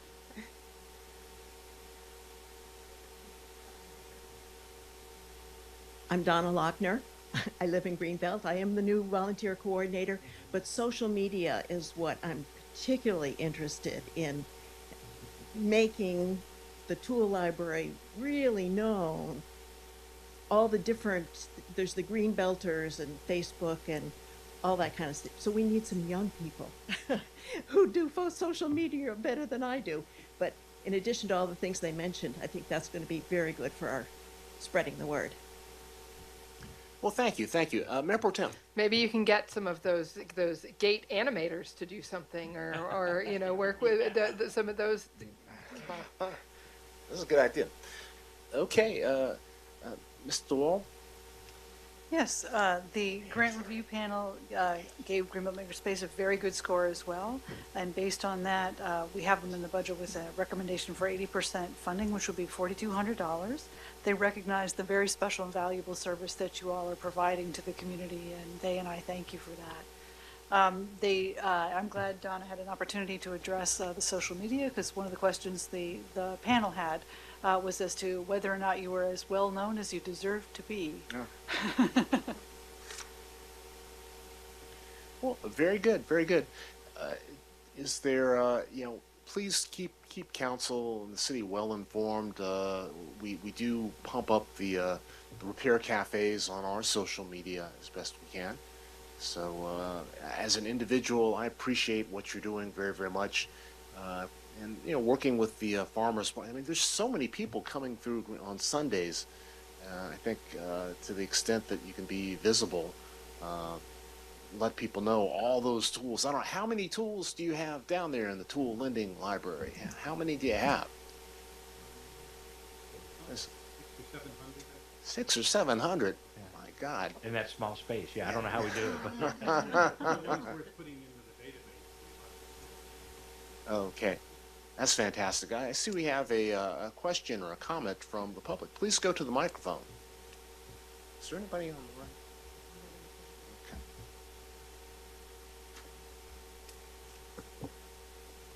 Good evening, thank you. Nothing that I ask has to do specifically with the Makerspace. I recently went there for something and was helped out, that I expect to be visiting you again in the future. But the Makerspace aside, I'm asking this question now because as I see there's maybe only one other applicant coming before council, I'm having a little trouble understanding not just the budget allocation chart, but kind of a methodology chart here. Apparently, even if an applicant scores 100 points, at least this year, they're only going to be funded at a 90% level. And I don't know if this has to do with the constraint we're all experiencing in the city this year in our budget or not. But no one on this budget allocation chart received, or it's proposed that they receive what their grant request was. And I don't know if the various applicants are engaged in a style of negotiation to ask for this, expecting that we'll at least get this much. I don't presume that they've done that. But I'd be curious to know, one, why if an applicant scores 100%, they're still only being funded at a 90% level, and whether or not this year, whether or not at least one of the applicants, the many applicants, should have received their total grant request. Thank you. Well, thank you for that question. Ms. Gaiman, would you like to elaborate? I think you got to push that red button. There you go. I will note that there's no one who has 100%, but I think I'll turn this question over to Mr. Moore. Sure, thanks very much.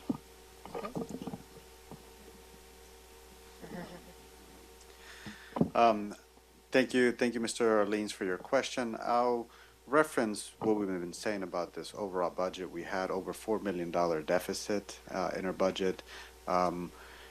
We needed to find all opportunities we could to close the budget. On this particular section of the budget, given the timeline that we had to collect our documents to put together a balanced budget, and the timeline for the recognition groups and contribution groups, anyone who was looking for grant funding from the city, the timeline that they had to submit their paperwork and the timeline for the review panel to review score the proposals and provide a recommendation. Did not coincide with getting a budget number to recommend to council for each particular application. We couldn't get that recommendation in a timely manner for us to complete our budget and submit that to council on March 25th. However, we have made as much money as we could through the budget process to council for council to allocate funding for the various groups. In line, under grants line 99, that line has an allocation of $224,900 for council to make the awards for the various groups. There's a recommendation from the review panel that brings the total to $120,000. Council has additional funding there to make additional allocations as it deems appropriate. Did that answer the question? Right. You know, Mr. Summerlin, you have a way of putting things so comprehensively. Sometimes it's hard. You get a little lost. So the bottom line is there's only so much money, and the review committee actually took that into consideration. So looking at the amount that was available, they made their recommendations for funding based on that. But it's also very much, you gave the complete picture, and I thank you for that. I'll use that on my evaluation. Thank you. Council member. I would just add to that, while these are recommendations, council will decide exactly how much each organization is getting. So maybe some will get full funding. I mean, this is not, the recommendations are not the final word on this. So there's more conversation on this that will happen. We will, as far as allocating the money. Absolutely. So if there are no additional comments or questions from, do you have you'll need to go to the microphone.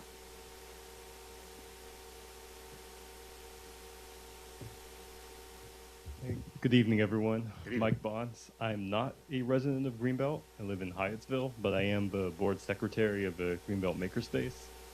I just wanted to add that another one of the initiatives that we're trying to pursue is updating our website. So informally, we have a website committee. It's myself and then our vice president on the board.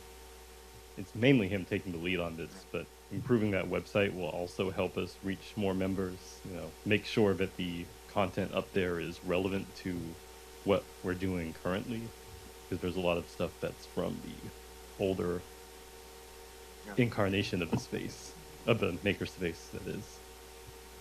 So yeah, that's another thing to note there, and the grant will help with that. Well, thank you very much. Thank you. So at this time, thank you so much.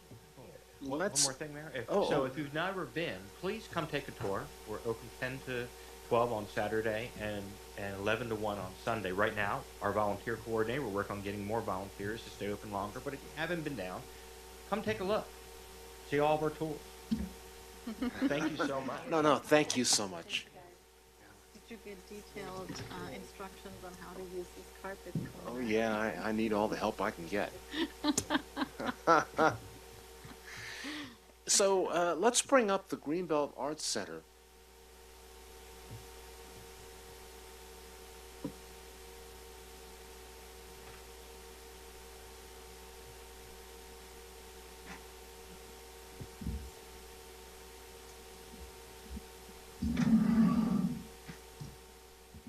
We'll share mics here. There you go. Welcome. It's so nice to see you. Thank you for being here. Well, thank you for having us here. We're very excited about speaking to you all, and we have a little presentation. As many of you know, I'm Carol Shaw, and I'm currently the president of the Greenbelt Cultural Arts Center. And many of you might know me from my being in the box office, which I've been for 10 years, selling you tickets and welcoming you to the theater. Greenbelt Arts Center has been here since 1980. We're going into our 47th season. And we are Greenbelt's only live on stage theater. So that's our claim to fame, that we are the only live theater. We also have local artists in our lobby. So besides theater, we are arts beyond just theater. In the past year, we have worked hard to develop a cohesive group of leaders. We've worked hard to ensure everyone's voice is heard. For the first time since the pandemic, we've had a board orientation and a board retreat. And at the retreat, we reviewed our strengths and weaknesses and codified our mission. We're committed and focused to ensure that our community space is open to everyone. We give opportunities for people in our community to practice and display their art, whether it's on stage or in the lobby. Many of our board members are Eleanor Roosevelt High School graduates. I should introduce them here. Wes Dennis is our immediately past Vice President Programs. Truk Lee is our treasurer. And Swithin David is our current Vice President of Program. And each one of them are going to give you a brief overview of their areas. One thing we are also committed to, which is sort of the back end stuff, is developing a structured system for organizing productions and events to ensure continuity in the future and to make it easy for new volunteers to come in and learn how we do our business. We've implemented a project management system. Many of you may know JIRA. Yeah. And this is to help everyone involved to understand and assist in keeping our productions on schedule and making sure everyone knows what's going on. So we're all a community speaking to each other and communicating. Along with our productions, we have artists of various backgrounds display their art in our lobby and in our online gallery. The lobby is open during artist receptions, and we have a reception per art exhibit. And it's open before shows, during intermission, and after shows. Currently, we have an Asian American and Pacific Islander artist exhibit with a reception that's this Friday from 5 to 6:30 p.m. It's free and open to the public. And I have some handouts here to just pass around about this art exhibit.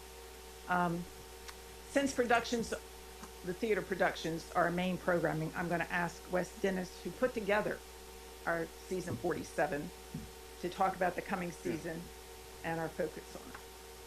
Thank you. Welcome, Mr. Dennis. Right here. Thank you, Carol. Okay, so Carol spoke to what we do with the Fine Art Gallery in our lobby. As far as are we going to pass out the season? Hey, you've got a really great voice. You should probably keep the microphone just a little bit closer, though. Oh, closer? Yeah. Okay, hello. Listen to that voice. Listen to this guy. I did just finish playing Pedro Prince in Much Ado About Nothing. We closed on Saturday, so I can project, but the microphone also works. All right, so this coming season, in addition to plays, we've also got on the roster a sleight of hand magic show, a one-man improv comedy performance, and 2 musical performances. One will be an instrumental music performance, and the other one will be the return of the Chromatics, who are a local music group. The theatrical productions we're hosting also have broad appeal, with productions by the likes of William Shakespeare and Oscar Wilde. If you look at who's directing the Oscar Wilde show, you may see a familiar name. We've also got American playwrights like Lanford Wilson and Arthur Miller. In April, we'll have Sweat Up by Lynn Nottage, who is a Pulitzer Prize-winning Black American woman playwright. Our guest theater organization productions include 2 written by local authors, one of whom is a woman, and the other is a member of the AAPI community, and also has a cast from that community. And we will be closing out the season with The Guy Who Didn't Like Musicals, which is a teen musical production that'll be directed by A.J. Fontaine, who graduated from Eleanor Roosevelt. And as it will teenagers will be acting in it, so it'll provide for additional family and community engagement from both an audience and participant perspective. In addition to attending performances as patrons, of course, we've got numerous ways to engage the community from the performance and production side. Via outreach efforts like our participation In the Greenbelt Labor Day Parade, our table at the Green Man Festival, advertising and publishing articles in the Greenbelt News Review, giving tours of the space during the Arts Walk, and so on. So we're looking to make an even greater push for community involvement. One memorable instance, we had someone who was just returning from the co-op, and this woman just happened to see that we were holding auditions that night. So she ran to her car, dropped her groceries off, ran back in, and was ultimately cast in our production of School for Scandal. So while I do want more people to know about the auditions in advance, we look forward to making opportunities for folks unfamiliar with us to just walk in and get involved. We also engage with the community in other ways. We host Camp Encore over the summers, which is a youth camp that provides benefit to Greenbelt families and helps to cultivate a love of the arts among Greenbelt youth. We partner with Greenbelt Cinema, so we advertise for the cinema in our programs, and now we cut trailers for the plays that they show before movies. So we've worked with Gate also to get those trailers in front of Greenbelt audiences. And our organizations that we partner with, they're the Rude Mechanicals, who are our resident classical theater troupe. And we have the Village Idiots that do live improv performances. And they have had those throughout the year and will be throughout the coming season as well. And even our events benefit local businesses in other ways, like for our various art gallery receptions. We purchase snacks and disposable tableware from the co-op, and we have fed our cast and volunteers with offerings from DMV Pizza and Cedars of Lebanon. So there is much benefit to the community from what we do, even in ways that aren't as obvious.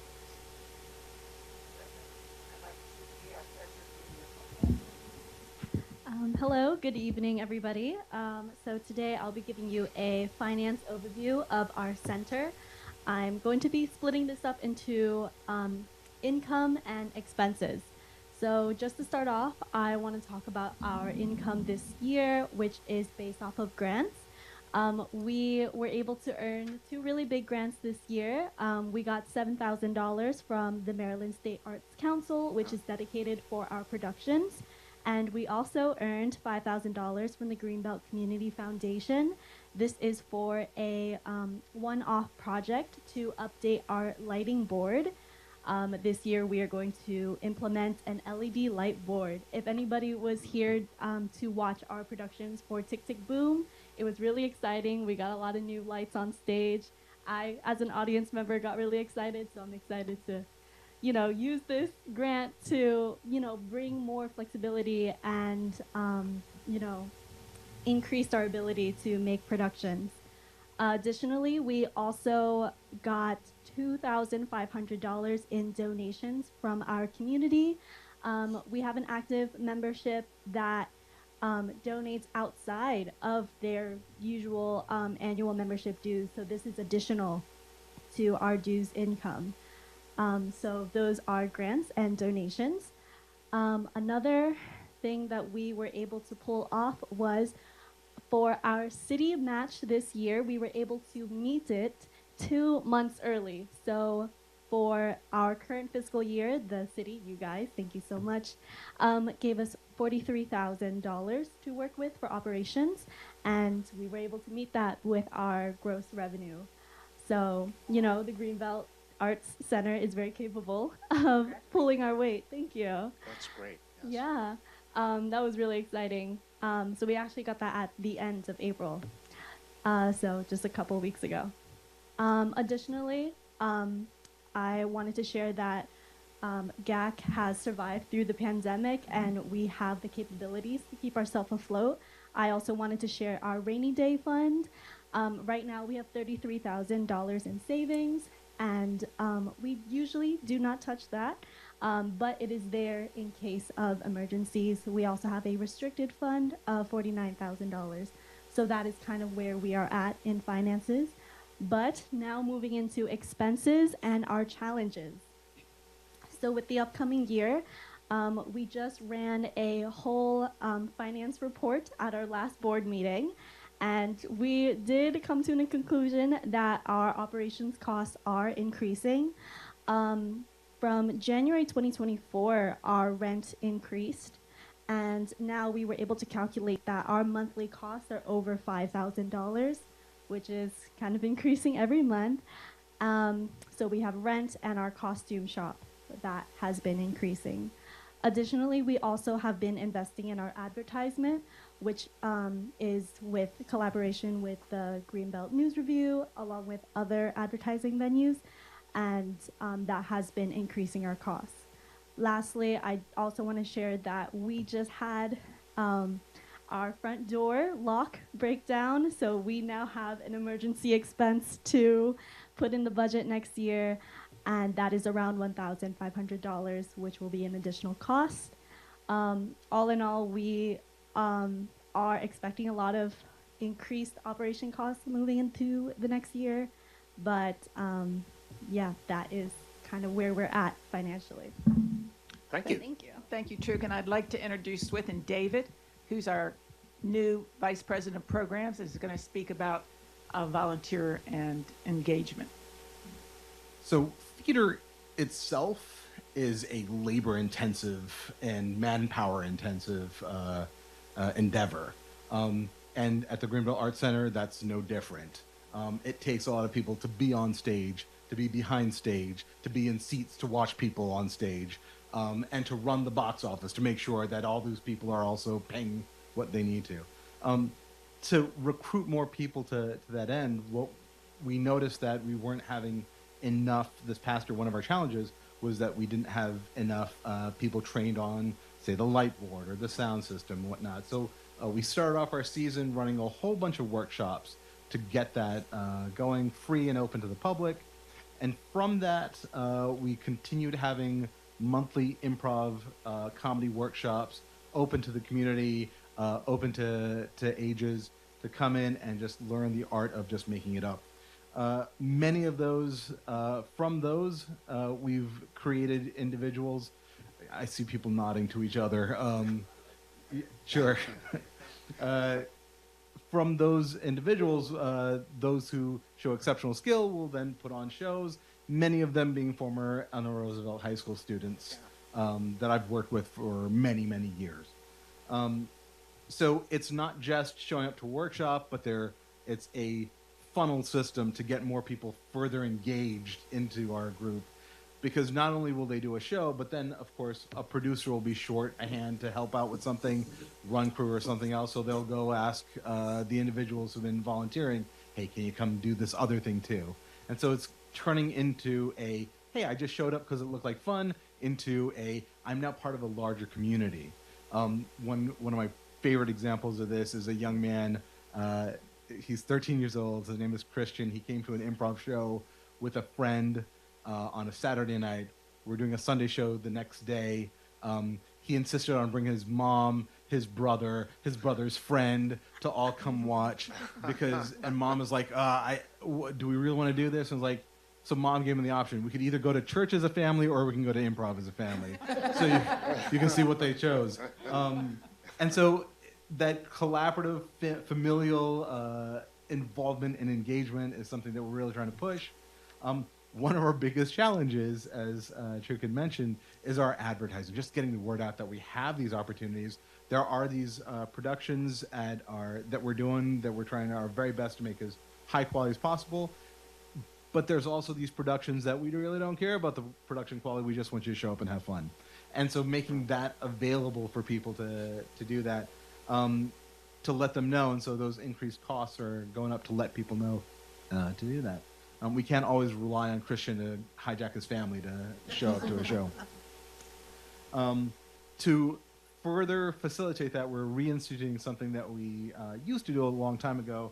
We're doing a volunteer recognition gala slash party, costume party slash karaoke slash potluck, which is open to volunteers as well as donors. So you guys are invited. It's June 14th, and there is, of course, prize for the weirdest costume that you can show up in. It sounds like fun. Yeah, we're trying to make it. We're trying to put the community back in community theater. Well, thank you all, and we want to thank the City Council and the City of Greenbelt for its ongoing support because we certainly could not be open without it. Well, thank you for that presentation. It was one of the most engaging, very many engaging presentations throughout this process.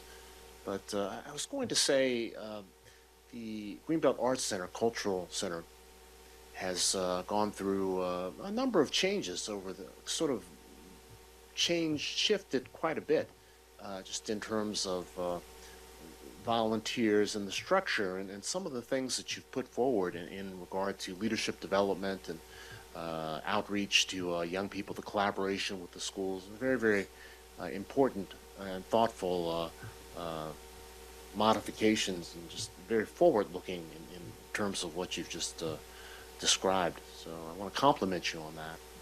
Well, thank you. It's a team effort. Council, do you have thoughts or questions? Of course, this grant that we've been making is one of the larger grants. But balanced with that, the strategic planning process that you seem to have gone through and the board retreat seems very important, very forward-looking. Council, thoughts, concerns, questions? Yes, Mayor Pro Tem. I mean, it was a very thorough presentation. I'm just curious, does this season represent, like, how many, compared to previous seasons, how many more shows is this? Because this seems like an awful lot. Oh, we are definitely, sorry. Yeah. No, there have in the past been seasons that were this packed, but since the pandemic, we lost a lot of volunteers and we need revenue. So one of my main objectives was to make this next season as lively as I could make it while still, not having productions falling over each other. So fortunately, I whipped people to submit shows, and we were able to make that happen. Well, fingers crossed, it hasn't happened yet, but everybody seems on board. I'd like to say another focus has been not just, the full 8 or 3 weekend performances, but we've also focused on 1 or 2 performances. So people who, like, we have a hospice musical coming up, and it's just a 1-day recital. So we've made opportunities for people who don't want to put a full production on to come and perform. We also have 1 play reading happening. So we've expanded that way in order to give more opportunities to more people. I mean, there's somewhere it's, December looks like you've got something new almost every weekend. Yes, we do. And to foster more of that engagement, so I think as was left off is in November we're planning on, we just approved doing talent showcases open to the community, so that people can come in if maybe they can't be fully involved in a full production altogether, but they want to play their kazoo. And they have a really great kazoo solo. We got an opportunity for them too. So our working title right now is So You Think You Can Talent. That's good stuff. So there was a lot of, at one point, also working with other theater companies, sort of being a conduit for partnering with other theater companies, using GAC, the space, as a way of sort of creating a showcase or a place for other companies to put on shows. Is that the ongoing process, or has that shifted a bit? That's the guest theater organizations. So the Rude Mechanicals are not like, they're our resident troupe, but we are not the Rude Mechanicals. Some of us are. But yeah, the Village Idiots also are like our in-house improv troupe, but we didn't grow them. They came in from elsewhere. We didn't grow them. The Mountaineer will be done by someone who is not one of ours. Wife the Unknown is also coming from outside.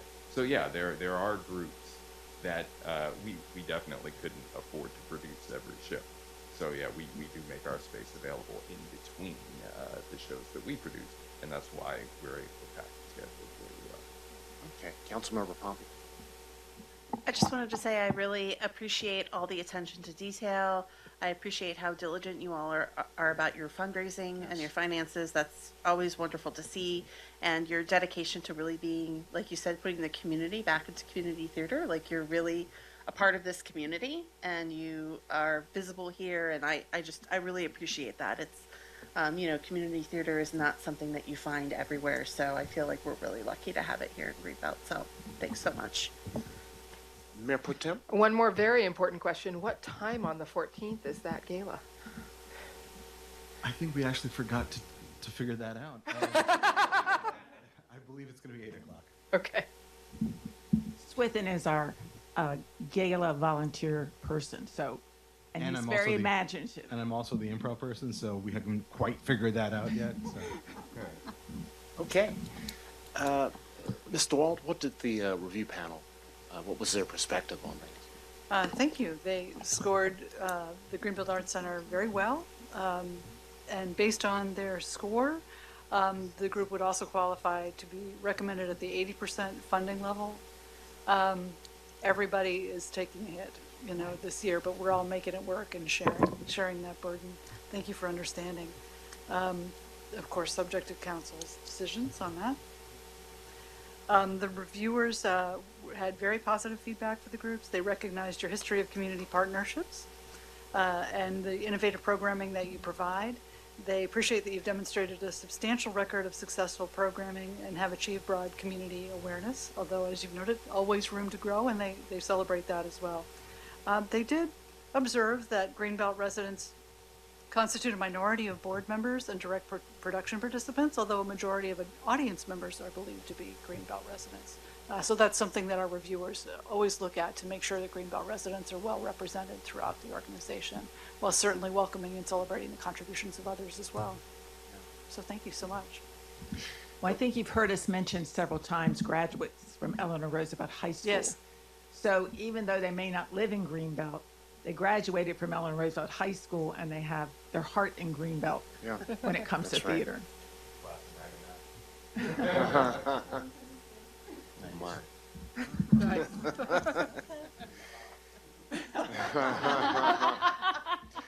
So that question about tickets, I know you've got some kind of software that helps to kind of track the ticket sales. Do you have a sense of what percentage of the tickets usually come from folks either in Greenbelt or the immediately surrounding area? Each audience is based upon the cast and crew.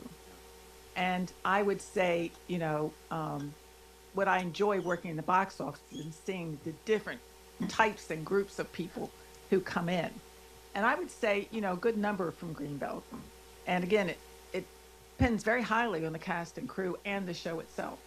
When I first started working in the box office, people said, well, you have this standard audience. We do not have a standard audience.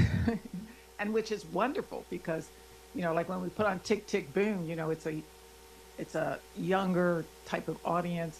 And, they're yelling and screaming and having a great time, at the end of the show. So what's great is we have great diversity and great variety in our audiences. That makes perfect sense. Mayor Pro Tem?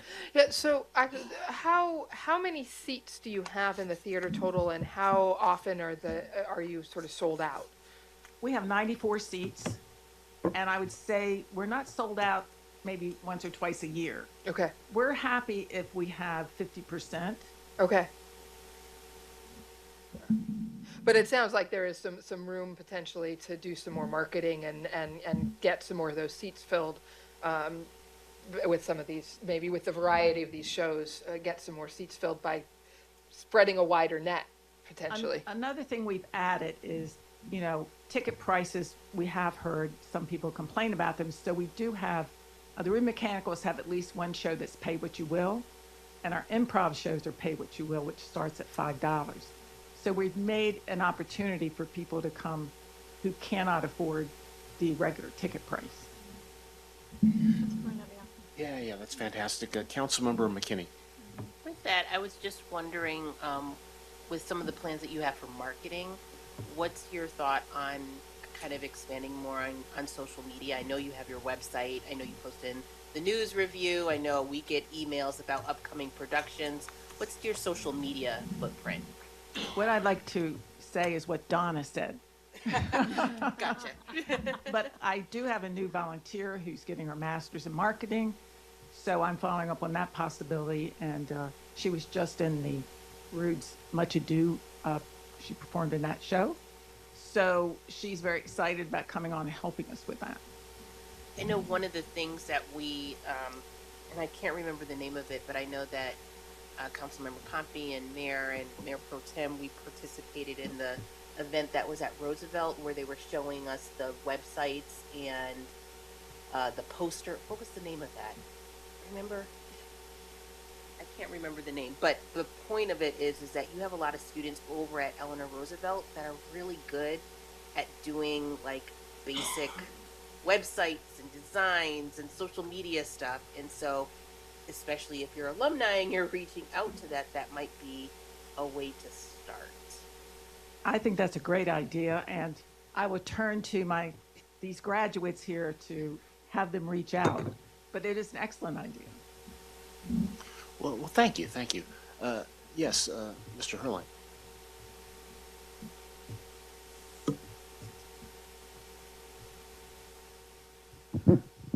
As the crazy person that actually came up with this idea back in 1979, of course, in order to be involved with the arts, you have to be at least partially crazy.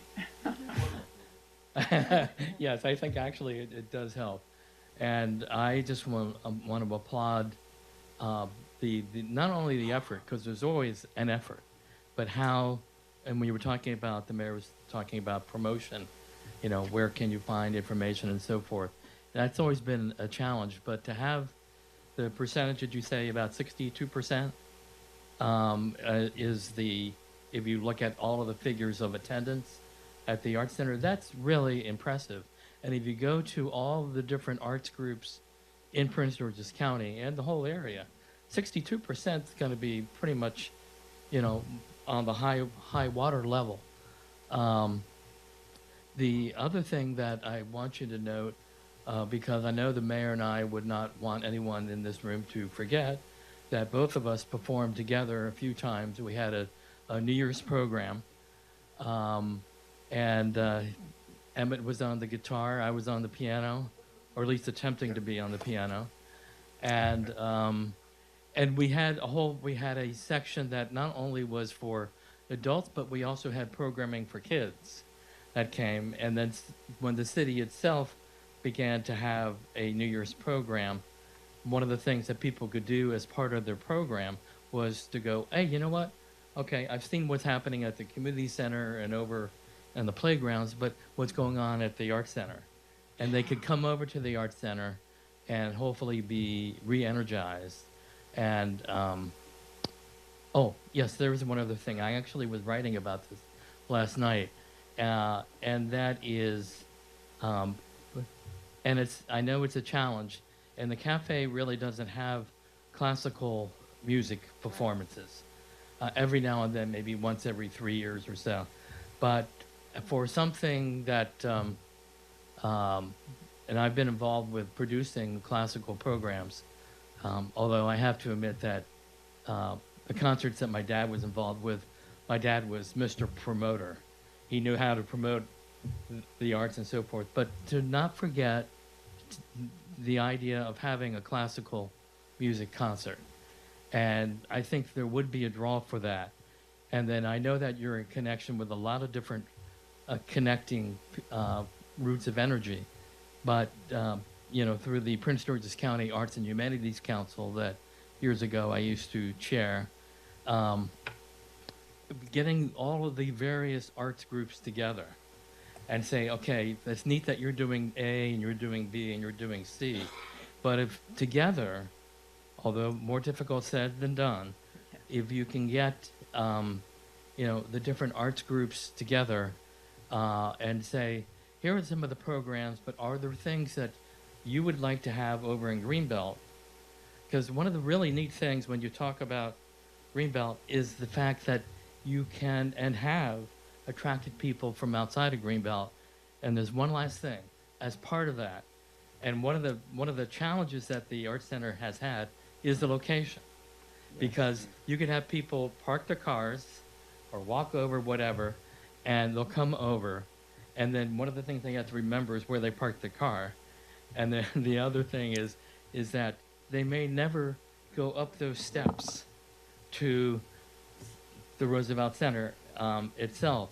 And so within the Roosevelt, and I know you've been so involved with the RCMA, with the Roosevelt Center Merchants Association, but if there is a way as part of the overall marketing of the center, and I know it's probably done to some degree already, but to keep that in mind, because you could have an arts weekend, and probably have done this, at the cafe you could have jazz, and in the mall itself you could have another form of music. And then I know you're saying, Conrad, you're on 4 minutes and 23 seconds. But anyway, I love you, and I'm getting healthier, so I'm hoping that I will be able to take advantage of being there. And I thank you all so very much for what you do for the arts and for the community of Greenbelt. Mr. Hurling, you've just covered a lot of ground there. One point that Mr. Hurling just made is the Black Box Theater actually creates, with the lights and everything, it creates a nice venue for music. And of course, the chromatics are there for the holiday season, and there's a good jazz performance there last year as well. So I'm just wondering, this idea of maybe having a small chamber music recital there some Sunday or Saturday afternoon, I think that might work pretty well. I would love that. Yeah. So the way that we work is groups that want to perform in the space generally submit, and that's why we have these music groups now. One of my big things was reaching out to some of those and saying, hey, submit. So yeah, I will definitely try to assist our new VP program, Swithin here, in reaching out to local musicians maybe who don't know that we're here.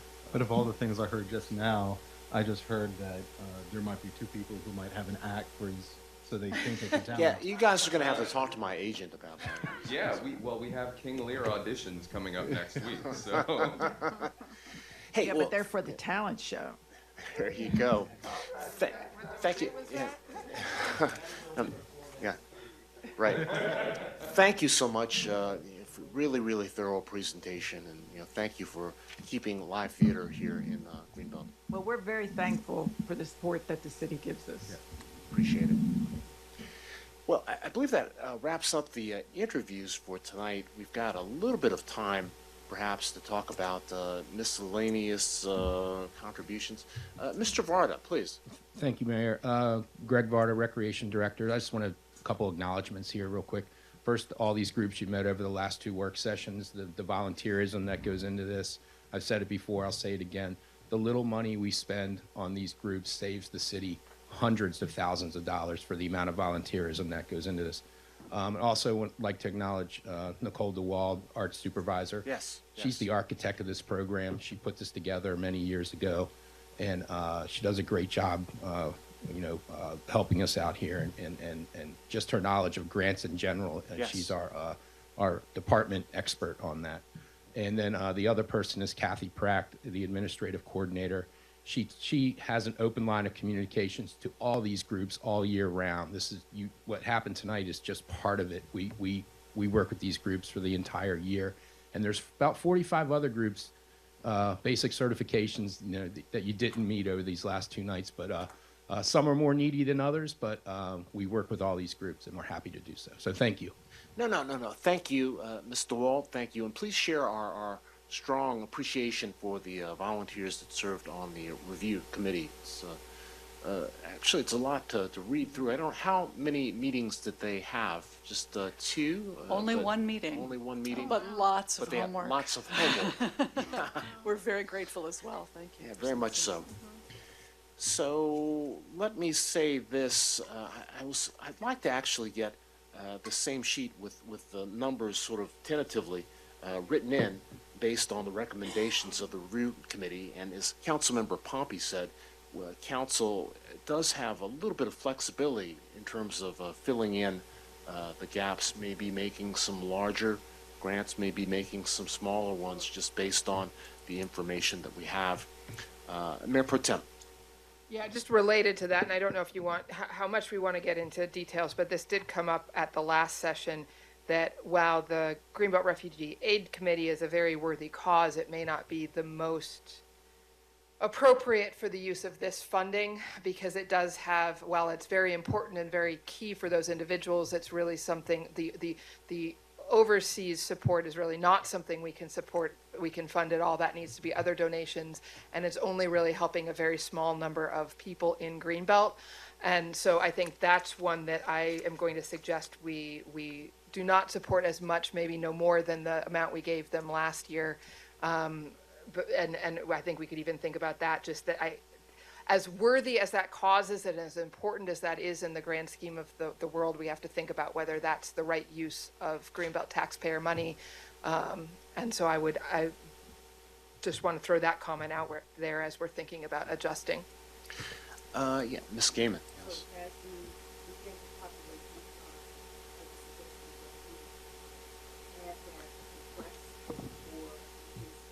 Reduce the request. I would say for my thinking, no more than the 5,000 that they were awarded last year, and I would be open to considering less, because I think they're actually, unfortunately, helping fewer refugees in Greenbelt these days just because of the current climate.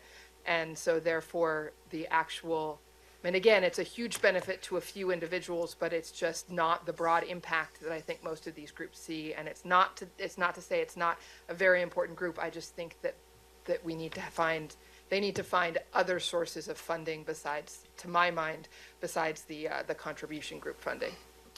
But that's just my opinion. I mean, obviously, I'm just one of 7. I just want to, I think that's something, because we are in such tight straits this year and we cannot fully fund all of the requests that we got. That's one that I just don't think fits this funding source particularly. But this is very helpful. We're Mr. Summerall and I were talking about it today, about how to present this information. So we have all the budget requests, only a few monetary ones, to be honest, with the exception of this sheet. So the idea was that we would populate this form with the request that has been made thus far. And what will happen is, as we reduce this request, that 224,900 will go down accordingly. Right. So that is the plan. Does that work for the next session on the 28th? That's my thinking. I would rather not get a deep dive into the specifics here. Just in looking at the information in general, remembering that the request from the Reparations Commission actually came in after this process, so that's why last time around, and likewise the initial grant to Greenbelt Refugee Aid Committee also was a grant. So given the circumstances that we are finding ourselves in as a community, as a city, as a county, I'm hoping that we can continue to have some money that's available for these unanticipated situations which come up every year. This is something that I had advocated for yes, it is. Many years, and we have begun to do that. Yes. And I think it's a good idea to do that, particularly in these times. Ms. Pope? Yeah, so I actually agree with Mayor Pro Tem on the Greenbelt Refugee Aid Committee, and I know it's a very important thing that they're doing, but I was going to suggest the same, so I agree with you on that. So noted. The Reparations Committee, I'm not sure. I wasn't really ready to do a deep dive on this. No, on what we were not supposed to do that, right? Okay. So okay. I have a few other ideas, but I guess we're going to do that at some other point. On the other ideas, are they related to the budget proposals from the recognition groups, contribution groups, and those asking for grants? The reason I bring that up is I'm asking the questions because I'm in the process of drafting an email to all of council to request any additional project requests that council has, so that we can add them to the draft spreadsheet and estimate their budget, their financial impact on the budget. For example, Ms. Pope, you had requested that we review and update the proposals for the water line for the dog park, the water fountain. We have done that, and that's going to be an item that's going to be added to the draft spreadsheet. To date, that's the only additional request we have. So we ask that council send any additional requests so that we have them ready to load them on the sheet as you vote on them. Okay, I don't think I have any additional. I think I have maybe some subtractions, possibly. But you were saying you're gonna fill in the zero line, right? And you were gonna use which of the numbers were you going to use?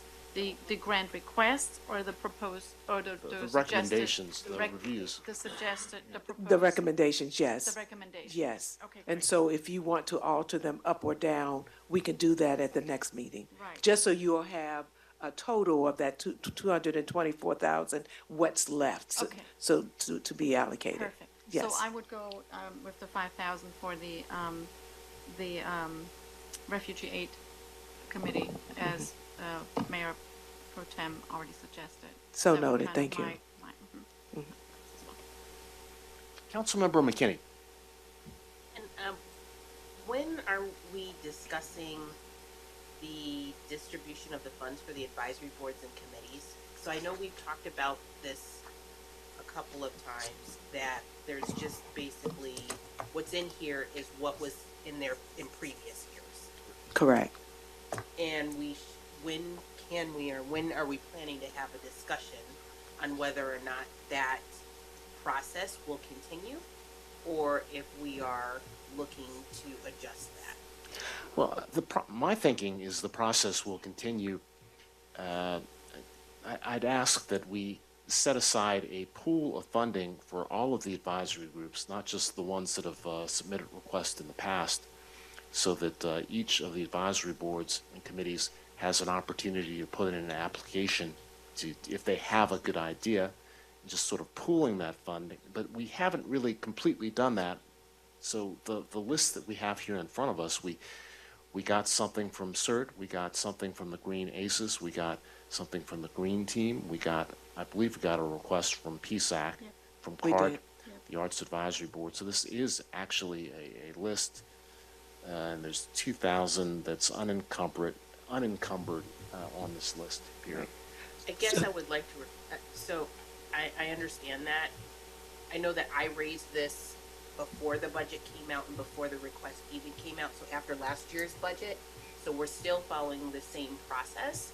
And so I would like to know when we can actually look at this process, so we just don't carry over the same thing from previous years. So I'm wondering when we're going to have that conversation, so we don't go into the next year's budget at the same point. Well, yeah, I think that that's a great suggestion. I would very much like to do that.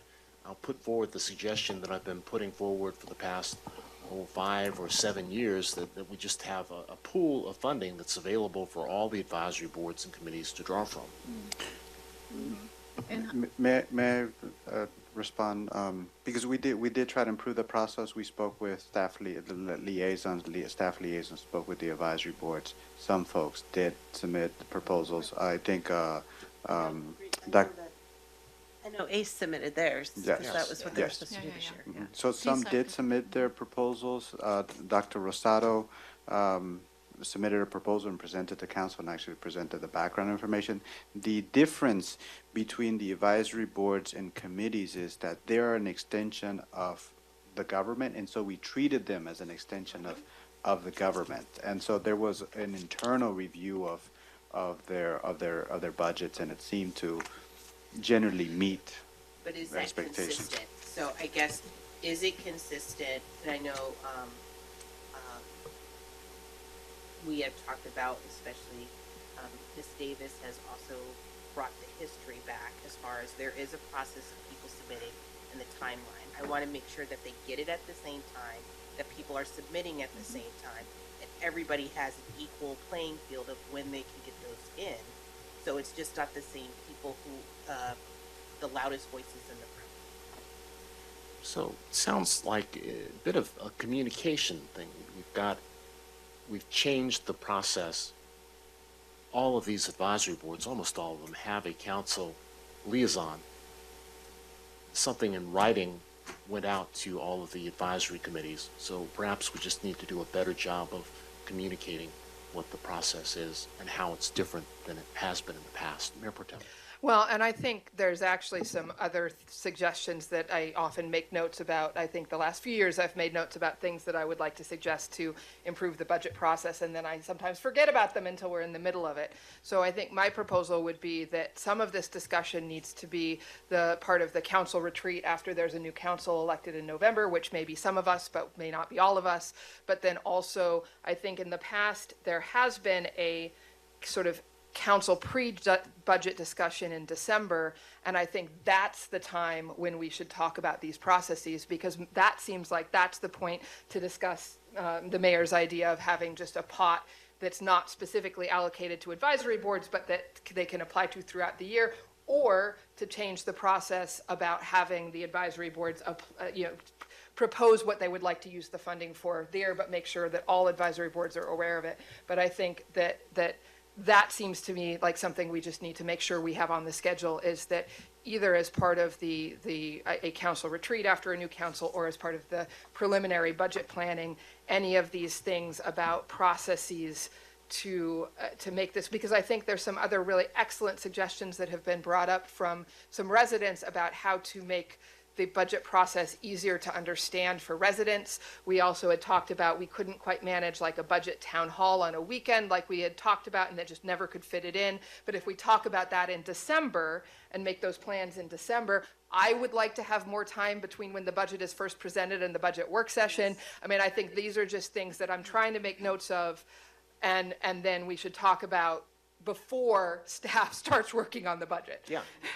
And that always seems to be a challenge, getting a meaningful pre-budget discussion, as opposed to just, because it's a lot. I mean, staff Right. goes through so much to put together these numbers and put together the budget. Just to be clear, the idea of having an unallocated contingency fund for council to work with for these requests, that's something that we have been doing actively for about 7, 8, 9 years. That is correct. It's usually around $30,000. Right. Yes.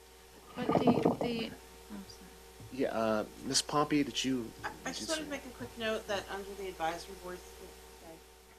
advisory boards and committees, I believe Mayor Pro Tem Weaver mentioned that Green Aces and Green Team, that should just be one line for That is correct. $1,000. Yeah, right? that is correct. And It not should Yes, just be one. I have already made that change. Yes, so noted. Yes. We need every Yes, you every do. dollar that we can to And- allocate. And I so know we did thank you. see the CART and CERT requests. Did we actually get a request from the Arts Advisory Board that came in late? Do we know? I know they intended to apply, but I don't know. Okay, that might be something else to follow up on too. I haven't seen that. And some of those, Ms. Pope, go ahead. The application process, doesn't it go out in a specific time, and it goes out to everybody? For the recognition groups? Yeah, right? So every year on the same time, everybody gets this. There's an application. I just want to make sure that people know that there is a process in place, how we forward these applications and reminders to the groups that they're now open for, again, for applying for their funding. Yes, there's a defined process. It's been defined for some time. There's a landing page on our website with instructions, the application, and relevant information. We also advertise in the news review for a couple weeks too, to any groups that want to come into the process. Okay, thank Any you. new groups. I just wanted to make sure. And Mr. Varda, one thing that I did ask for, and I think it's already in the book, just that list of all the groups that are getting. Yeah, we can get that to you. I think if it's not posted, we'll email that. We'll get that to city manager so you can email it to you. Okay, thank you so much. Hey, thank you, council, for this second cut at looking at these recognition and contribution groups. Looking forward to the ACE Awards on Wednesday. Yeah. And is there anything else we need to talk about tonight?